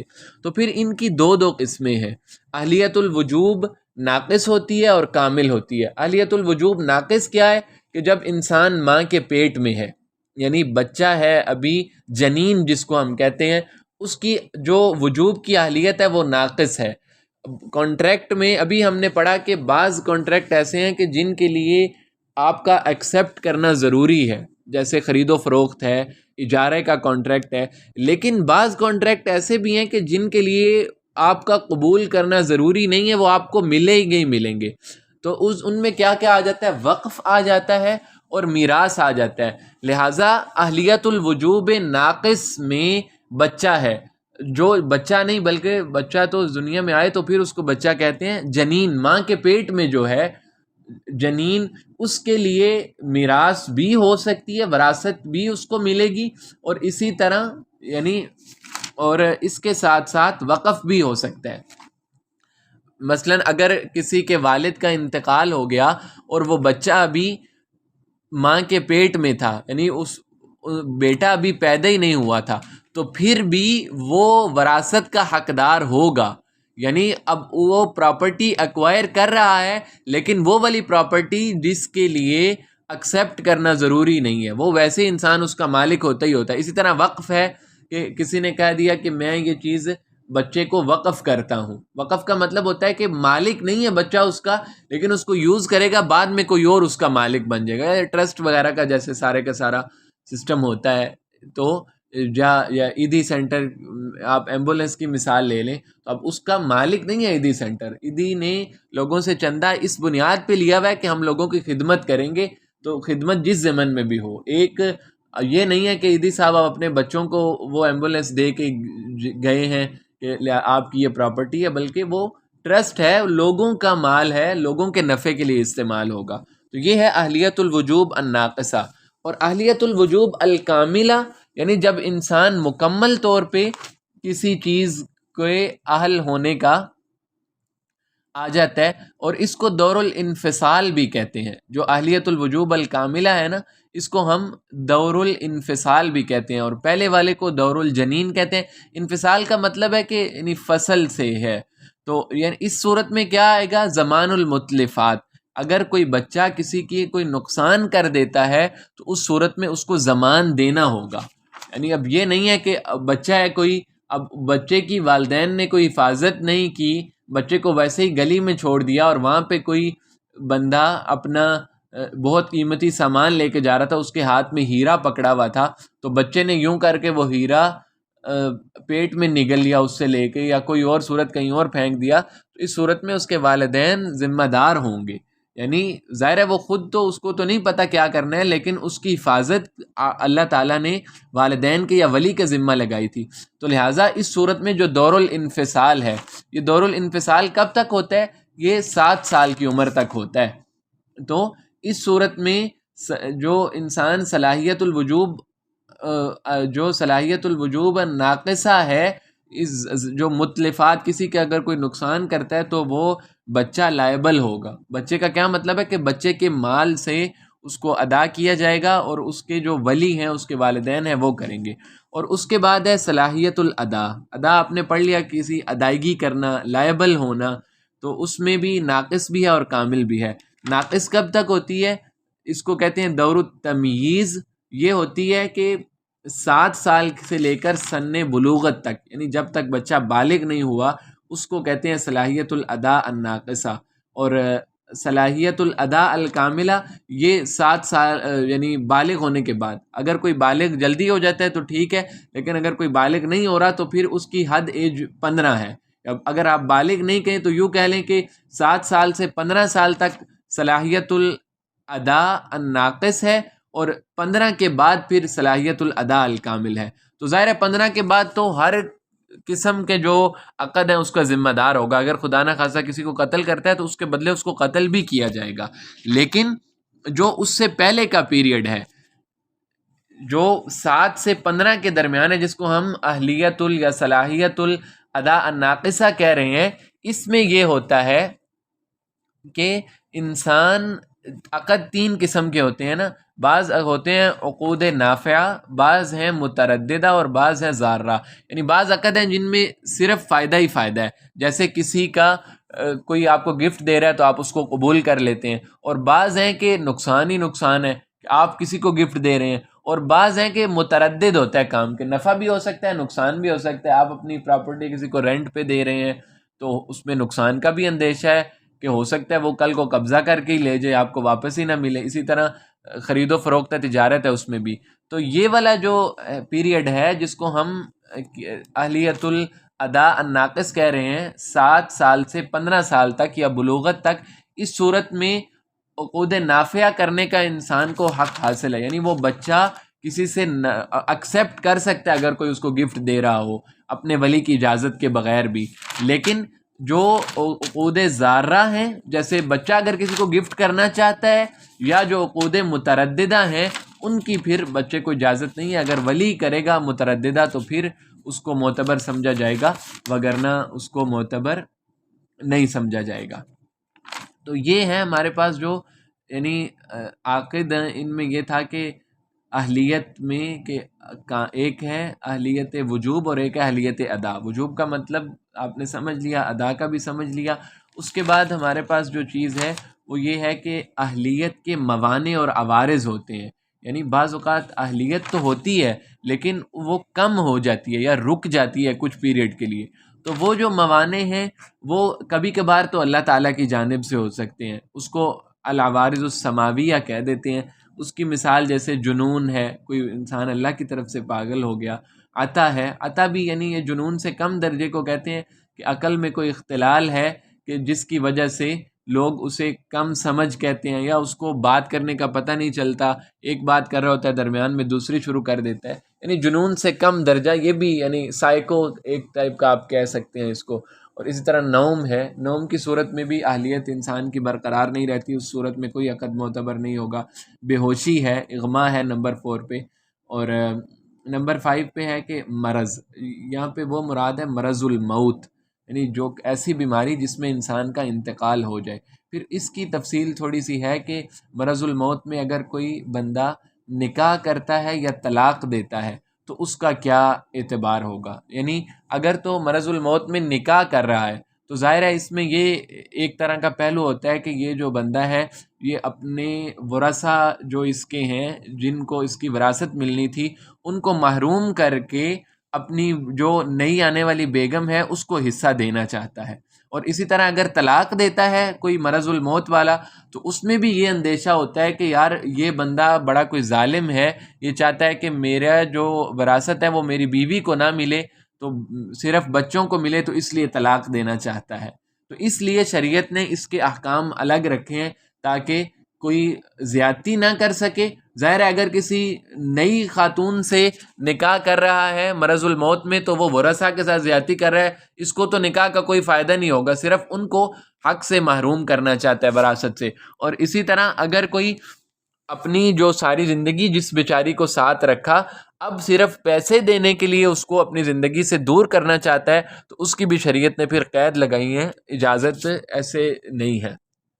تو یہ پھر اس میں ائمہ کے مذاہب ہیں مختلف، کہ امام شافعی رحمہ اللہ تو کہتے ہیں کہ اگر کسی نے مرض الوفات میں نکاح کیا تو اس کا نکاح تو جائز ہوگا، اور اس کی جو بیوی کو میراث بھی ملے گی، یعنی انہوں نے اس میں اجازت دے دی۔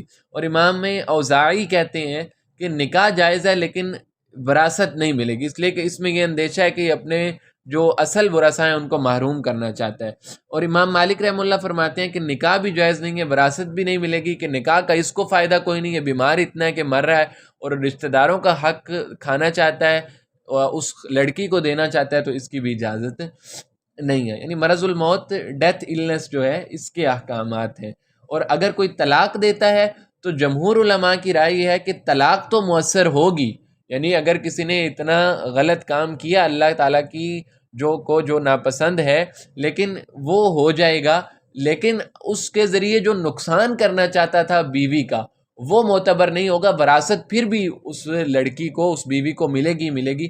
طلاق تو نے دے دیا تو ٹھیک ہے یہ تیرا کام تھا، لیکن شریعت کہتی ہے وراثت اس بچی کو بھی، لڑکی کو بھی ملے گی۔ لیکن امام شافعی رحمہ اللہ اس میں بھی کہتے ہیں کہ طلاق بھی مؤثر ہے اور وراثت بھی نہیں ملے گی۔ ظاہر ہے جمہور کی رائے کا یہ اعتبار ہوگا یہاں پہ کہ طلاق تو مؤثر ہوگی جائے گی لیکن وراثت اس کو محروم کرنے کا اختیار نہیں ہے بیوی کی صورت میں۔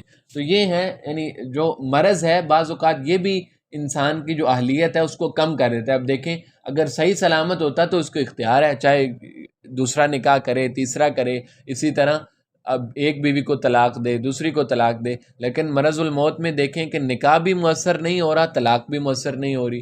بعض ائمہ کہتے ہیں نکاح طلاق تو مؤثر ہے لیکن اور نئی آنے والی کو مال دے گا نہیں اور پرانے والی کو مال سے محروم نہیں کرے گا. تو اس میں بھی یعنی اہلیت جو ہے وہ کم ہو رہی ہے. اور اس کے یہ تو تھے کہ یہ وہ عوارض ہیں جو اللہ کی جانب سے ہیں، یعنی بیماری بھی، ڈیتھ النس اللہ کی جانب سے ہی ہے نا. اور بعض کسبی ہوتے ہیں، کسبی میں ایک صفحہ آ جاتا ہے، یعنی بے وقوفی یعنی انسان جان بوجھ کے ہو سکتا ہے کہ اس کو چاہیے تھا کہ جا کے مارکیٹ جائے، لوگوں سے میل جول رکھے، اس کو پتہ چلے کہ معاشرے میں کیا چل رہا ہے، لیکن وہ اس کو کچھ پتہ ہی نہیں ہے، وہ بالکل الگ تھلگ ہو کے رہتا ہے. تو یہ اب عارض تو ہے اہلیت کا، لیکن یہ کسبی ہے. اس صورت میں پھر بعض ائمہ کہتے ہیں کہ یہ بندہ نقصان کرتا ہے تو اس کو خرید و فروخت کی اجازت نہیں ہوگی، قاضی اس پہ حکم لگا دے گا کہ یہ مہجور ہے، اس کا کوئی حکم نافذ نہیں ہوگا. اور اکراہ ہے، اکراہ کی صورت میں بھی یہ ہوتا ہے کہ انسان، یعنی اکراہ لا اکراہ فی الدین قرآن مجید میں آیا نا، کہ مجبور کر دینا کسی کو، گن پوائنٹ پہ کوئی کام کروانا. اس صورت میں بھی وہ اپنی مرضی سے کام نہیں کر رہا ہوتا، تو گویا کہ اس کی جو اہلیت ہے وہ متاثر ہو رہی ہے. تو یہ ہمارا جو بے کے ارکان ہیں وہ الحمدللہ سارے کے سارے ہو گئے. کہ اس میں سب سے پہلے ہم نے پڑھا ایجاب و قبول کی جتنی شرائط ہیں، اس کے ساتھ ہی ہم نے عاقدان کو اہلیت وغیرہ دیکھ لیا، اور محل العقد جو ہے اس کو بھی دیکھ لیا. یہ اہم ہے اور تھوڑا سا ظاہر ہے کمپلیکیٹڈ بھی ہے، لیکن انشاءاللہ اللہ تعالیٰ رحم کریں گے، آسان ہوگا. اب ہم نے چونکہ شروع کیا تھا کہ کانٹریکٹ ہم پڑھ رہے ہیں کہ عقد کیسے کیسے ہو سکتا ہے، اس کے انگریڈینٹس کیا ہیں، وہ ہم نے سمجھ لیے. اس کے بعد ایک یہاں پہ ایک نئی بحث آ رہی ہے الولایہ کی. ولایت کا مطلب ہے کہ سلطۃ شرعیۃ فی النفس والمال، کہ نفس میں اور مال میں ایک ایسی صلاحیت ہے، اختیار ہے جو اللہ تعالیٰ نے دیا ہے، بحیث النفاذ التصرف فیہ، کہ اس حیثیت سے کہ اس میں تصرف نافذ ہو سکتا ہے. اب ولایت کا مطلب یہ ہے کہ بعض اوقات انسان عقد کرتا ہے، خود کرتا ہے، یعنی بذات خود کرتا ہے، اور بعض اوقات یہ ہوتا ہے کہ وہ کسی اور کو وہ عقد کرنے کا ذمہ دار بنا دیتا ہے. تو جب کسی اور کو بنائے گا اس کو تو ہم وکیل کہیں گے، لیکن جو انسان ولی ہے، یعنی جس کو بذات خود اختیار ہے کوئی کام کرنے کا، تو اس کو ہم کہتے ہیں کہ یہ ولایت ہے. یعنی ولایت کا مطلب کہ قدرت ہے، یعنی ایسی قدرت جس کی بنیاد پہ انسان کوئی تصرف کرنے کا اہل ہوتا ہے. ٹھیک ہے نا جی، یہ بالکل آسان ہے.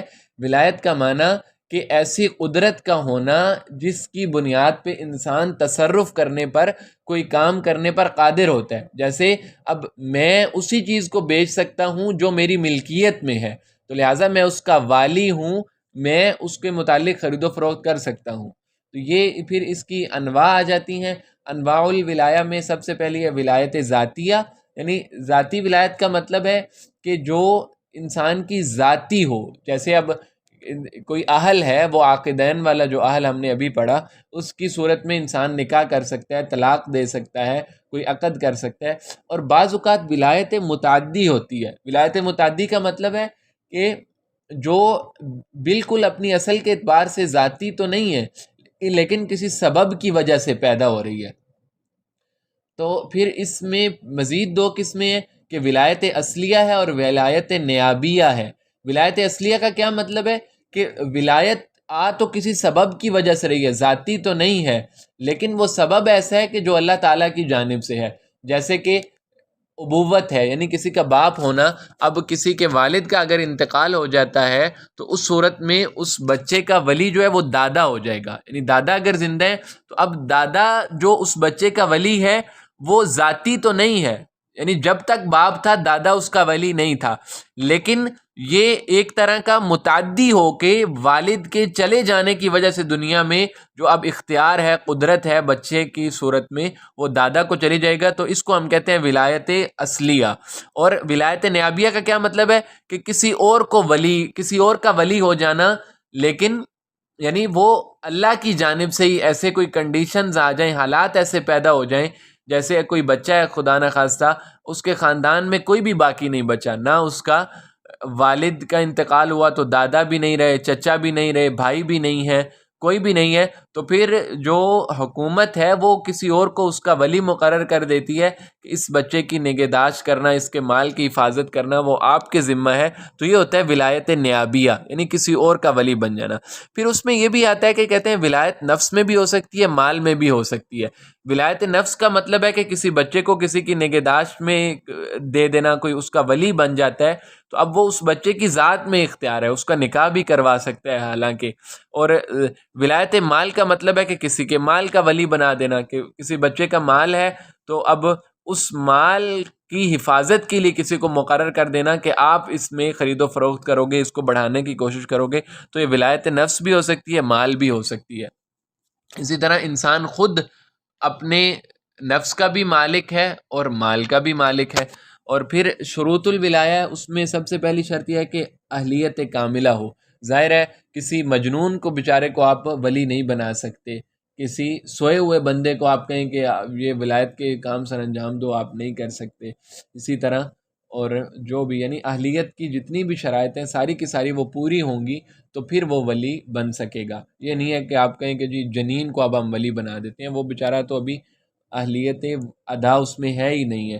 اور نمبر 2 پہ شرط ہے کہ وہ امین ہو، امانت دار ہو۔ ظاہر ہے ولی کی صورت میں ہم نے اعتماد کرنا ہوتا ہے نا والدین میں۔ اب اللہ تعالیٰ نے شفقت کا مادہ اتنا رکھا ہے کہ وہ اپنے بچوں سے خیانت کر نہیں سکتے، کرتے نہیں ہیں، تو اسی طرح اگر کوئی اور ولی بنتا ہے تو اس میں بھی یہ صفت ہونی چاہیے کہ وہ امانت دار ہو۔ نمبر 3 پہ اتحاد الدین، کہ مسلمان کافر کا ولی نہیں بن سکتا، کافر مسلمان کا نہیں بن سکتا، یعنی دین کا متحد ہونا ضروری ہے۔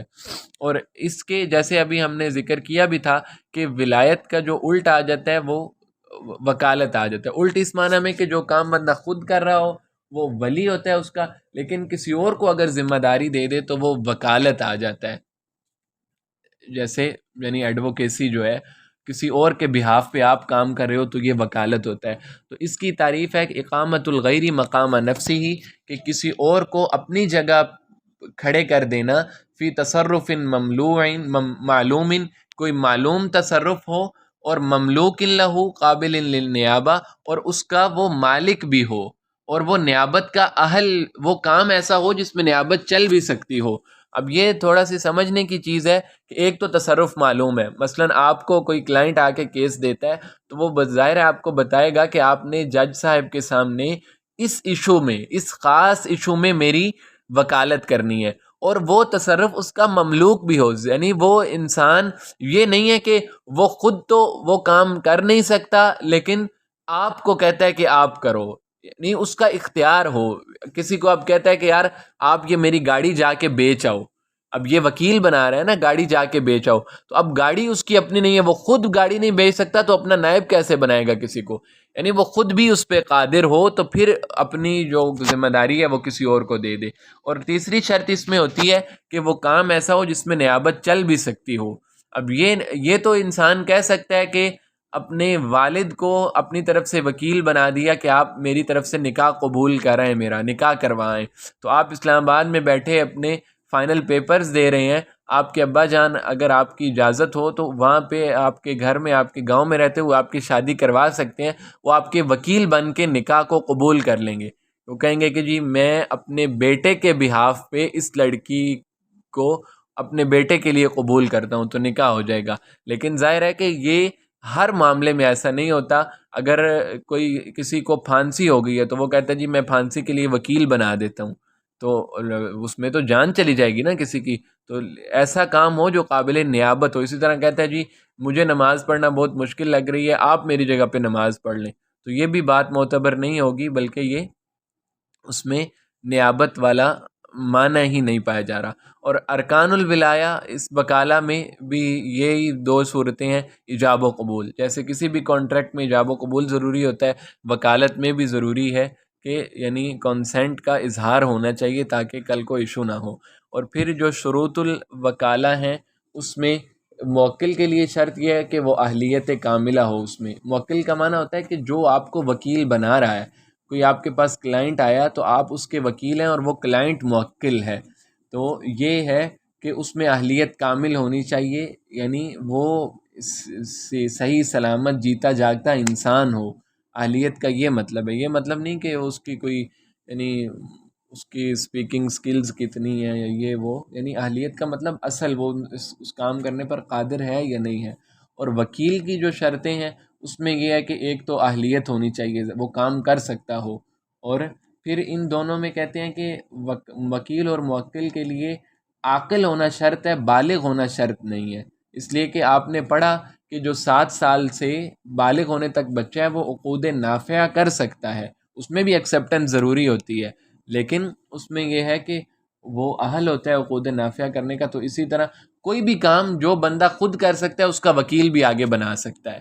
جیسے اب جو 7 سال سے 15 سال تک کا بچہ ہے وہ عقود نافعہ کر سکتا ہے، کسی کی گفٹ کو قبول کر سکتا ہے، حالانکہ گفٹ قبول کرنے میں بڑے مسائل ہو جاتے ہیں، اس کا بعض اوقات الٹا دینا بھی پڑ جاتا ہے، تو پھر یعنی اس کو پورا کا پورا شریعت کانٹریکٹ سمجھتی ہے، ایجاب و قبول اس میں ہونا ضروری ہوتا ہے۔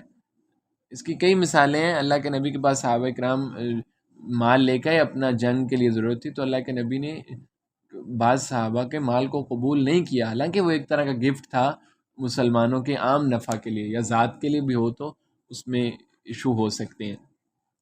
اور موکل فی جو ہے جس چیز میں وکالت آ رہی ہے، یعنی جو کیس آپ کے پاس ڈسکشن کے لیے آیا ہے، یا کسی گاڑی کو بیچنے کا آپ کو کسی نے وکیل بنا دیا، تو اس میں بھی شرطیں ہیں۔ پہلی شرط یہ ہے کہ وہ معلوم ہو، معلوم کا مطلب کہ پتہ ہو کہ کیا ہے، کوئی فضول کام نہ ہو رہا ہو۔ نمبر 2 پہ ہے کہ جی وہ تصرف اس میں جائز بھی ہو، یہ نہیں ہے کہ آپ شراب کی کسی کو وکالت کروا دیں تو شریعت اس کو آپ کے حق میں نہیں سمجھتی تو وکیل کے لیے بھی نہیں سمجھتی۔ اور وہ کام نیابت والا بھی ہو، ذات النیابہ ہو، اس کا بھی وہی مطلب جو ابھی گزر چکا کہ نماز کے کسی کو آپ وکیل نہیں بنا سکتے، نماز کی ادائیگی کے لیے وغیرہ وغیرہ۔ اور پھر آ جاتا ہے وکالت میں کہ وکالت ختم کب ہوتی ہے، کہ مباشرت الموکل، موکل اگر کوئی کام خود کرنا شروع ہو جاتا ہے تو پھر وکالت ختم ہو جائے گی۔ جیسے ابا جان کو آپ نے کہا کہ آپ میری طرف سے نکاح قبول کر لیں، لیکن آپ ابھی ابا جان یہ کام کرنا ہی تھا کہ آپ پیپر چھوڑ کے آپ نے کہا میں پیپر سمر میں دے لوں گا، میں جاتا ہوں گھر، تو اس صورت میں پھر وہ وکالت ختم ہو جائے گی جب انسان اصل خود آ جائے۔ تو یا دوسری صورت ہوتی ہے معزول کر دینا، کہ آپ نے کسی کو کہا کہ میری طرف سے گاڑی بیچ آؤ، راستے میں آپ کو خیال آیا کہ یار یہ بندہ تو ٹھیک نہیں ہے، آپ اس کو معزول کر دیں تو پھر بھی وکالت ختم ہو جائے گی۔ یا اہلیت ختم ہو جانا، جس بندے کو آپ نے وکیل بنایا تھا وہی بیچارہ پاگل ہو گیا تو پھر بھی عقد وکالت ختم ہو جائے گا۔ یا موکل فی ہلاک ہو گئے، مثلا گاڑی خریدنے کے لیے آپ نے کسی کو وکیل بنایا کہ میری طرف سے جا کے وہ آکشن سے آپ گاڑی خرید لاؤ، تو وہ پتہ چلا کہ وہ جو گاڑی تھی اسی کو آگ لگ گئی، تو اس صورت میں بھی عقد وکالت کا کوئی فائدہ نہیں، ختم ہو جائے گا۔ پھر وکالت کی اقسام آ جاتی ہیں کہ عامہ سب سے پہلی قسم ہے کہ وکالت عامہ، مطلب یہ ہے کہ بالکل ہر تصرف میں آپ نے اس کو اپنا نائب بنا رکھا ہے۔ جیسے آپ کا کوئی بھائی ہے، آپ کو اس پہ اتنا اعتماد ہے، آپ کہتے ہیں یار میرا جتنا مال ہے تو اس سارے کا وکیل ہے، تو چاہے جیسے مرضی اس کو خرچ کر، جو مرضی کاروبار کر، تو اسلام آباد میں کر، باہر کر، کوئی شرط نہیں ہے، تو یہ وکالت عامہ ہے۔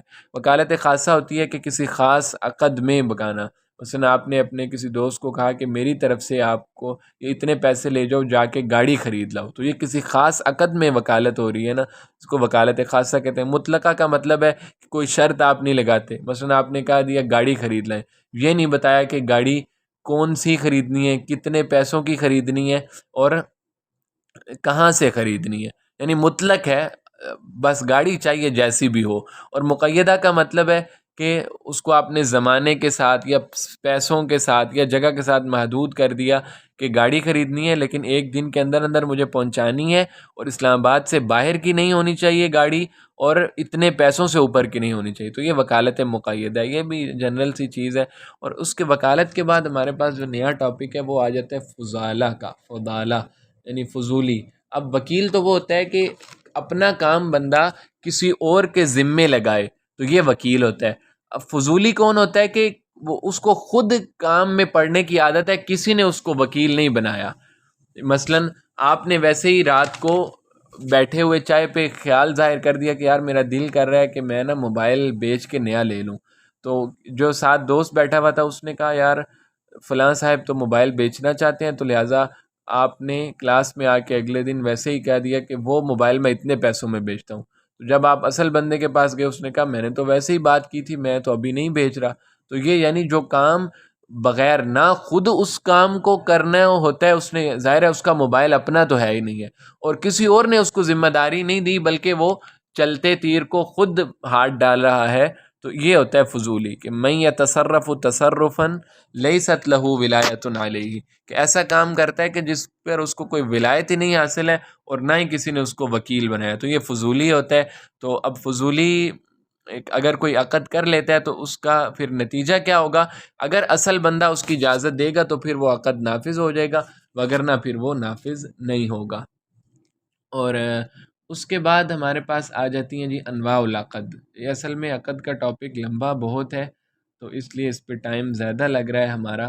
انواع العقد میں آ جاتا ہے کہ یعنی عقد کی اقسام کون کون سی ہیں. تو بعض اقسام تو ہیں کہ اس کی صحت اور عدم صحت کے لحاظ سے، یعنی کون سا عقد کرنا صحیح ہے، شریعت اس کو صحیح سمجھتی ہے، اور کون سا اس کو صحیح نہیں سمجھتی. تو صحیح کی جو ڈیفینیشن ہے عقد صحیح کی، یعنی جو ویلڈ کانٹریکٹ ہے.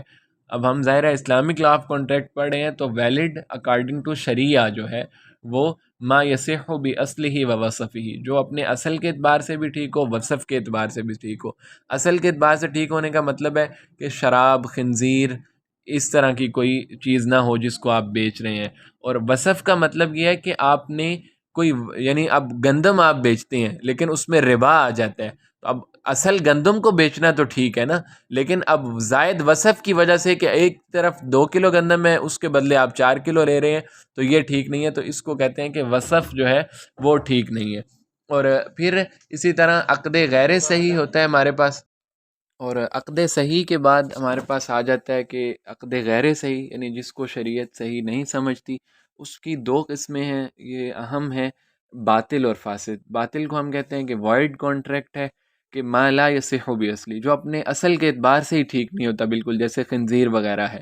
اور فاسد وہ ہوتا ہے کہ جو اصل کے اعتبار سے تو ٹھیک ہو لیکن وصف کے اعتبار سے ٹھیک نہ ہو. جیسے ابھی ہم نے مثال دیکھی تھی کہ کوئی گندم کی بے لیکن اس میں کوئی ربا وغیرہ آ جاتا ہے، تو وہ وائڈیبل ہے، یعنی باطل تو نہیں ہے لیکن باطل ہونے کے قابل ہے. شریعت اس کو کہتی ہے کہ اب آپ نے کر تو لیا عقد، لیکن اس کو ختم کرو، جو اس میں غلط چیز ہے اس چیز کو ختم کرو. تو وائڈ باطل اور وائڈیبل فاسد، یعنی اس سے کم درجے کا. اور پھر عقد کی جو انواع ہیں، یہ تو ہے صحت اور عدم صحت کے لحاظ سے. اس کے بعد آ جاتا ہے جی لزوم اور عدم لزوم کے لحاظ سے. یعنی بعض کانٹریکٹ ہوتے ہیں جو بائنڈنگ ہوتے ہیں، یعنی جن میں ہم بالکل اس کو واپس نہیں کر سکتے جب تک جانبین سے رضامندی نہ ہو، کانسینٹ نہ ہو. تو لازم کی مثال ہے بے. اب کسی بندے نے ایک دفعہ عقد بے ہو چکا ہے، تو اب وہ کہتا ہے کہ نہیں، بے کرنے کے بعد 2 دن بعد آتا ہے واپس کر لو میرے سے. تو واپس کرنے کے فضائل تو ہیں الگ سے، لیکن قانوناً اس کو مجبور نہیں کیا جا سکتا. اور غیر لازم کا مطلب ہے کہ جو ان بائنڈنگ کانٹریکٹ ہے، اس میں وکالت آ جاتا ہے کہ کسی نے کسی کو وکیل بنایا کہ میرے لیے یہ کام کرو. تو اس میں اب وکالت تو ہے لیکن جب تک موکل چاہے گا تب تک وکالت ہے. موکل جب وہ ختم کر دے گا، اپنا اختیار آپ سے واپس لے لے گا، تو پھر وکیل نہیں رہے گا. تو یہ اس کو ان بائنڈنگ کانٹریکٹ کہتے ہیں، یعنی لازم نہیں ہے. اور پھر ایک قسم انواع العقد میں نفاذ اور وقوف کے اعتبار سے بھی آتی ہے. نفاذ کا مطلب ہے کہ وہ عقد جو بالکل نافذ ہو جائے.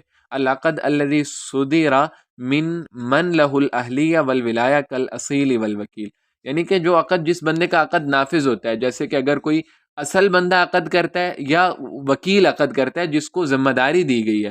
لیکن موقوف کون سا ہوتا ہے؟ العقد الذی صدر من الفضولی، وہ عقد جو فضولی سے صادر ہو رہا ہے، جس کو اختیار ہی نہیں تھا، وہ موقوف ہے. موقوف کا مطلب ہے کہ اگر جو اصل بندہ ہے جس کے متعلق وہ فضولی بنا ہوا ہے، وہ اس کی اجازت دے گا تو وہ عقد جائز ہو جائے گا، وگرنہ جائز نہیں ہوگا. اس کے بعد یہ ہمارے پاس جو ٹاپک ہے وہ ہے جی انواع العقد من حیث آثارہ، کہ عقد کی انواع اس کے آثار اور نتائج کے اعتبار سے. یہ بھی اہم ہے، اہم اس اعتبار سے کہ اگر اس کو آپ، یہ تقریباً 7 قسمیں بنتی ہیں، اس کو ذہن میں رکھ لیں تو پورے کے پورے جو شریعہ کے عقد کے کانسیپٹ ہیں وہ ہمارے ذہن میں آ جاتے ہیں انہی 7 سے. تو اب سب سے پہلی چیز ہے کہ شریعت نے بعض عقود کو تملیک کے لیے رکھا ہے، یعنی جن سے ملکیت کی ٹرانسفر لازم آتی ہے، وجود میں آتے ہیں، ان کو ہم کہہ دیتے ہیں عقود التملیکات. ٹھیک ہے. عقود التملیکات کا مطلب اب اس کا کیا ہوتا ہے، یعنی انگلش میں اس کو کہتے ہیں کانٹریکٹ فار الینیشن آف پراپرٹی، یعنی کسی چیز کے مالک بننے کا جو عقد ہے اس کو، اس میں پھر آ جاتا ہے بے بھی آ جاتی ہے اور اجارہ بھی آ جاتا ہے. اجارے کی مثال، اجارے میں بھی ہم نفع کے مالک بنتے ہیں نا. تو کسی بھی جب ہم ملکیت آ رہی ہے ہمارے قبضے میں، چاہے وہ ملکیت عین کی ہے یا منفعت کی ہے، وہ ملکیت ہی ہے، تو لہٰذا یہ عقود التملیکات ہیں، یہ کانٹریکٹ فار الینیشن آف پراپرٹی میں اس کو ہم شمار کریں گے. اور بعض آ جاتے ہیں عقود الاسقاطات. عقود الاسقاطات کا مطلب ہے کہ وہ عقد جو کسی حق کو ساقط کرنے کے لیے آتے ہیں. اور جیسے اب طلاق ہے، طلاق کا اب حق کا ساقط کا کیا کرنے کا مطلب ہے کہ خاتون جو نان نفقہ کی ذمہ داری آپ کے سر تھی خاتون کی، وہ ختم ہو جائے گی. اسی طرح آپ کو جو منافع تھے وہ ختم ہو جائیں گے. اور اس کو لا آف ایکسٹنگوشنگ، پتہ نہیں کیا ورڈ ہے یہ، صحیح لکھا نہیں ہوا، تو اس کا انگلش میں نام یہ ہے. اور نمبر 3 پہ آ جاتا ہے عقود الشریکات. اس میں یعنی پارٹنرشپ کے جو ہمارے پاس مسائل ہیں وہ اس میں آتے ہیں. یعنی بعض عقود پارٹنرشپ کے لیے وجود میں لائے جاتے ہیں. اس میں مضاربہ ہے، مشارکہ ہے. یعنی مضاربہ کا مطلب کیا ہوتا ہے کہ آپ کے پاس پیسے بہت ہیں لیکن آپ کے پاس کام کرنے کا ٹائم نہیں ہے، تو آپ نے اپنے پیسے کسی اور شخص کو دے دیے کہ آپ میرے بہاف پہ کاروبار کریں تو آپ کو میں اتنا پروفٹ دوں گا. تو وہ جو کام کرنے والا ہے وہ اب مضارب ہے اور آپ رب المال ہے. تو یعنی یہ جو مضاربہ ہے، یہ جو بینکنگ میں جو ہماری فائنینشیل انسٹرومنٹس ہیں اس میں یہ بہت زیادہ یوز ہوتا ہے مضاربہ. مشارکہ واضح ہے، پارٹنرشپ ہے، آدھے پیسے آپ نے ملائے، آدھے کسی اور نے ملائے، آپ مل کے کاروبار شروع کر لیتے ہیں، تو یہ مشارکہ ہے.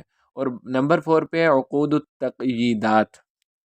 عقود التقییدات کا مطلب ہے کہ یہ اس کو لا آف ریسٹرکشن کہتے ہیں ہم انگلش میں. تو مطلب اس کی مثال جیسے کہ بچہ ہے کوئی جو اپنی ذات پہ خود قادر نہیں ہے، یعنی شریعت نے اس کو ابھی تک عقد کرنے کی اجازت نہیں دی بلکہ اس کے سیکھنے کا مرحلہ ہے ابھی، تو ولی جو ہے وہ پھر اب ولی کی اجازت سے وہ کانٹریکٹ کر سکتے ہیں نا، تو یہ اس سے قید ہے. اسی طرح صفی ہے کوئی، جب کوئی عقد کرتا ہے نقصان ہی کرتا ہے اس میں، اور اس کی فیملی والے کہتے ہیں، قاضی کے پاس جاتے ہیں، جج کے پاس، کہ اس پہ آپ پابندی لگا دیں کہ آج کے بعد کوئی عقد کرے ہی نہ، تو یہ اب تقییدات ہے، مطلب ریسٹرکشن آ گئی ہے اس پہ. اور نمبر 5 پہ آ جاتا ہے عقود التوثیقات. توثیقات کا مطلب ہوتا ہے ہمارے پاس کہ سیکیورٹی، گارنٹی کے طور پہ جو کام کیا جاتا ہے. آپ نے بینک سے لون لیا تو ظاہر ہے بینک اس کے بدلے میں سیکیورٹی کے طور پہ آپ کے سونا رکھ لیتا ہے، یا گھر کے کاغذات رکھ لیتا ہے، گاڑی کے کاغذات رکھ لیتا ہے. تو یعنی جو سیکیورٹی کے لیے جن عقد کو وجود میں لایا جاتا ہے، بعض عقود ایسے بھی ہیں ان کو توثیقات کہتے ہیں. اس میں رہن آ جاتا ہے، کفالہ ہے، حوالہ ہے. کفالہ کا مطلب کوئی کفیل بن جانا، ضامن بن جانا. اور نمبر 6 پہ ہمارے پاس لا آف ڈپازٹ ہے.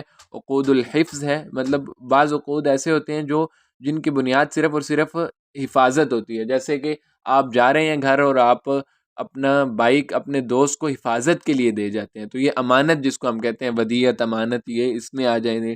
اور اینڈ پہ ہے سب سے آخر میں کہ عقود الاطلاقات، کہ بعض عقود ایسے ہیں کہ جو اطلاق کے لیے، یعنی کسی کو اجازت دینے کے لیے وجود میں لائے جاتے ہیں. اس کو اس میں کیا آتا ہے ہمارے پاس کہ یعنی جیسے وکالت ہے کہ کسی کو وکیل بنا دینا، اپنی ذمہ داری آپ کسی اور کو دے رہے ہیں اور وہ اس کو قبول بھی کر رکھتا ہے. تو شریعہ میں جتنے بھی کانٹریکٹ ہوں گے وہ ان 8 میں سے کہیں نہ کہیں پہ فال کر رہے ہوں گے، یا مطلب وہ لا آف الینیشن ہوگا، یا پارٹنرشپ ہوگا، ریسٹرکشن ہوگا، سیکیورٹی ڈپازٹ ہوگا، تو ان میں کہیں نہ کہیں وہ فال لازمی کر رہا ہوگا. اور اس کے بعد ہمارا جو ٹاپک ہے وہ ہے خیارات. خیارات کس کو کہتے ہیں جی؟ خیار واحد ہے اس کا. خیار کا مطلب ہوتا ہے طلب خیر الامرین والاتجاہ الیہ، کہ دو کاموں میں سے جو اچھا لگے، جو بہتر ہو، اس کو طلب کرنا اور پھر اس کو یعنی اس کی جانب متوجہ بھی ہونا. تو اب یہ اس کا بنیادی تصور یہ ہے کہ شریعت میں خیار رکھے گئے ہیں عقد کے حوالے سے، یعنی اختیار دیا گیا ہے. خیار شرط ہوتا ہے خیار شرط کا اب مطلب یہ ہے، آپشن آف کنڈیشن ہم کہتے ہیں خیار شرط کو. تو اب اس کا یعنی اس کی ڈیفینیشن سے ہی سمجھ آ جائے گا ہمیں کہ طلب الخیاری بین امضاء العقد و فسخہ، کہ فسخ اور عقد کو جاری رکھنا اور فسخ کرنا، اس کے درمیان اختیار دے دیا جائے. مطلب اب کوئی بندہ ہے، اس کو پتہ ہے یار میں جب بھی کوئی چیز خریدتا ہوں تو میرے سے غلطی ہو جاتی ہے، لہٰذا مجھے اختیار ملنا چاہیے کہ میں ہفتہ اس کو اپنے پاس رکھوں، پھر میں فیصلہ کروں میں نے لینی ہے یا نہیں لینی. تو اگر جانبین کی رضامندی ہو تو شریعت اس کی اجازت دیتی ہے کہ یہ خیار شرط کی اجازت ہے. لہٰذا میں کوئی موبائل لے آیا تو اس کو میں نے کہا یار ایک ہفتہ میں چلاؤں گا، اگر مجھے پسند آیا، مجھے ٹھیک لگا تو میں رکھوں گا، وگرنہ نہیں رکھوں گا. تو یہ ہوتا ہے خیار شرط.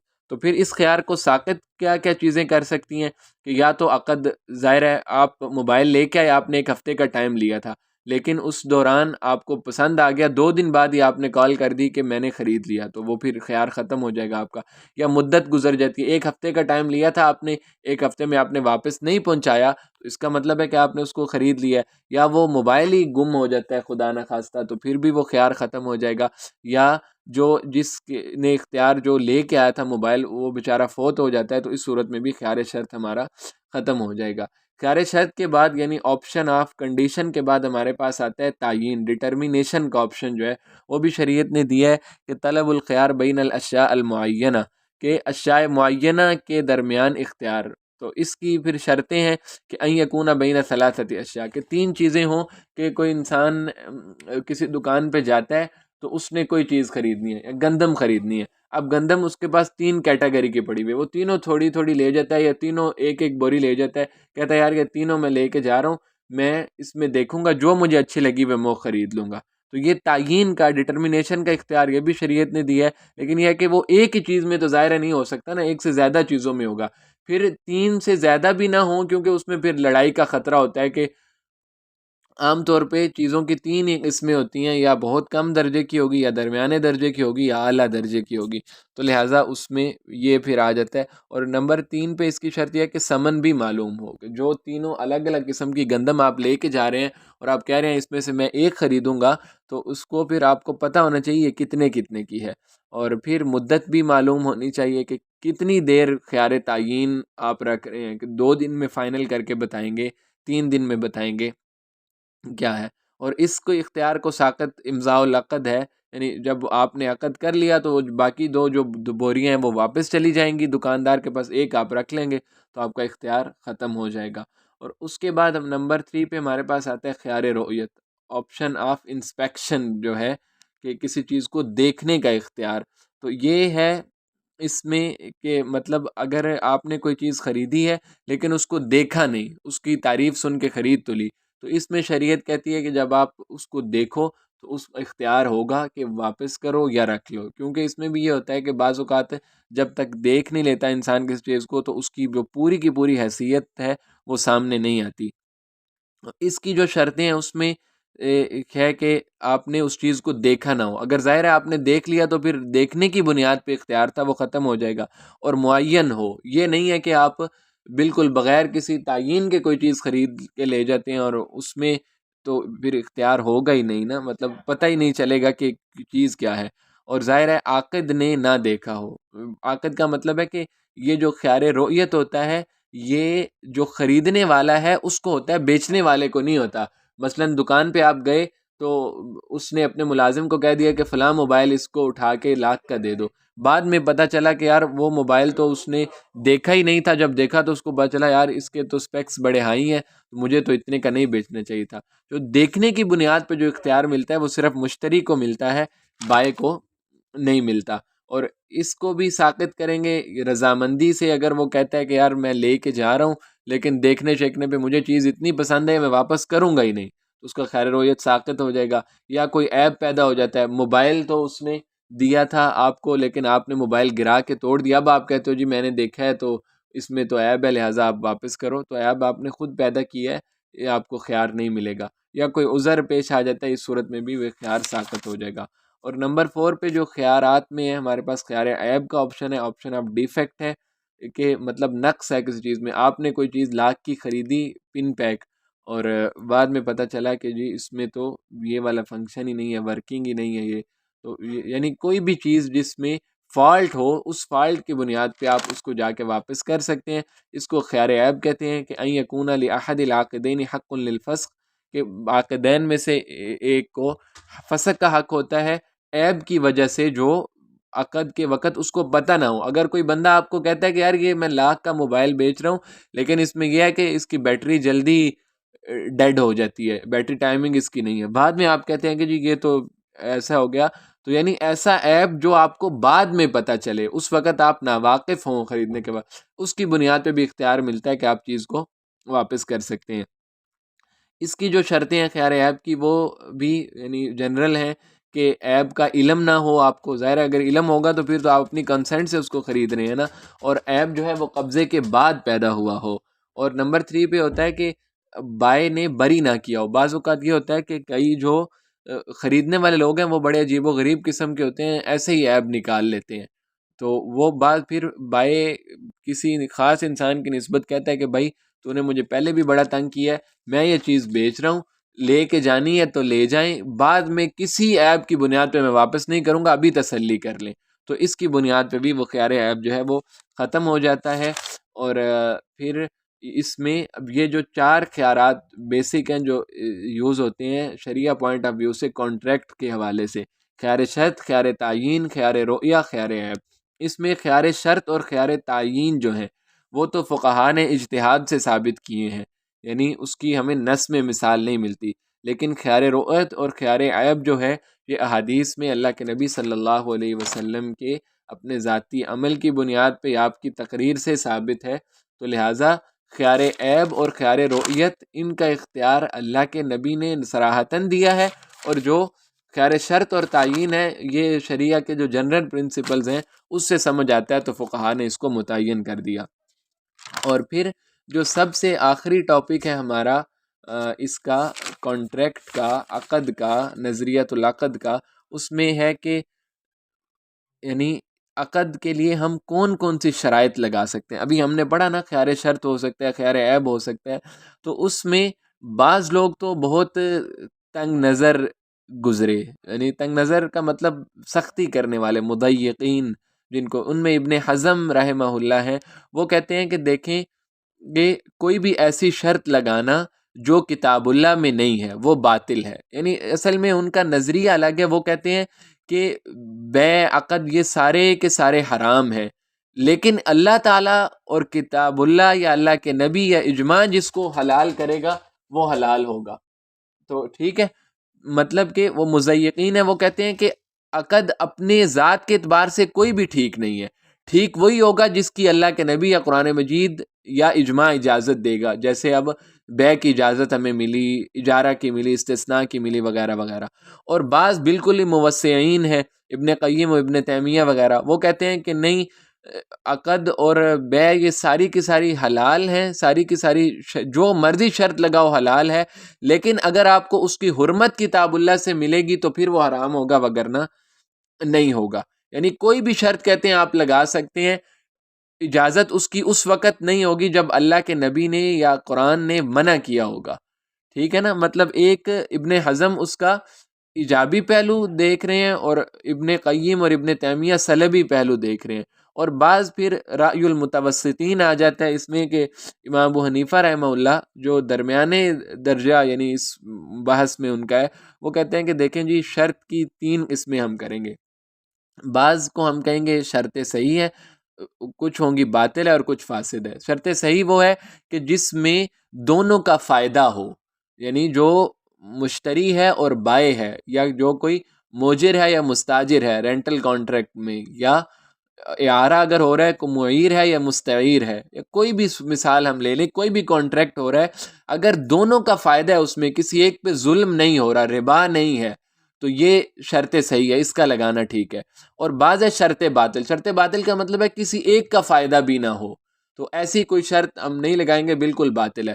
اور ایک قسم میں فاسد کہتے ہیں، اگر کسی ایک کا فائدہ ہو رہا ہو دوسرے کا نہ ہو رہا ہو تو یہ شرط فاسد ہوگی. اس کے لگانے کا بھی یعنی یہ جس کو ہم کہہ دیتے ہیں کہ وائڈیبل ہے یہ، تو یہ ہے یعنی متوسطین، موسعین اور مضیقین، ان ساروں نے شرط کے بارے میں اپنی اپنی آراء کا اظہار کر دیا. تو یہ الحمدللہ ہمارا جو نظریۃ العقد ہے، کانٹریکٹ کی جو مباحث ہیں وہ سارے کے سارے کور ہو گئے.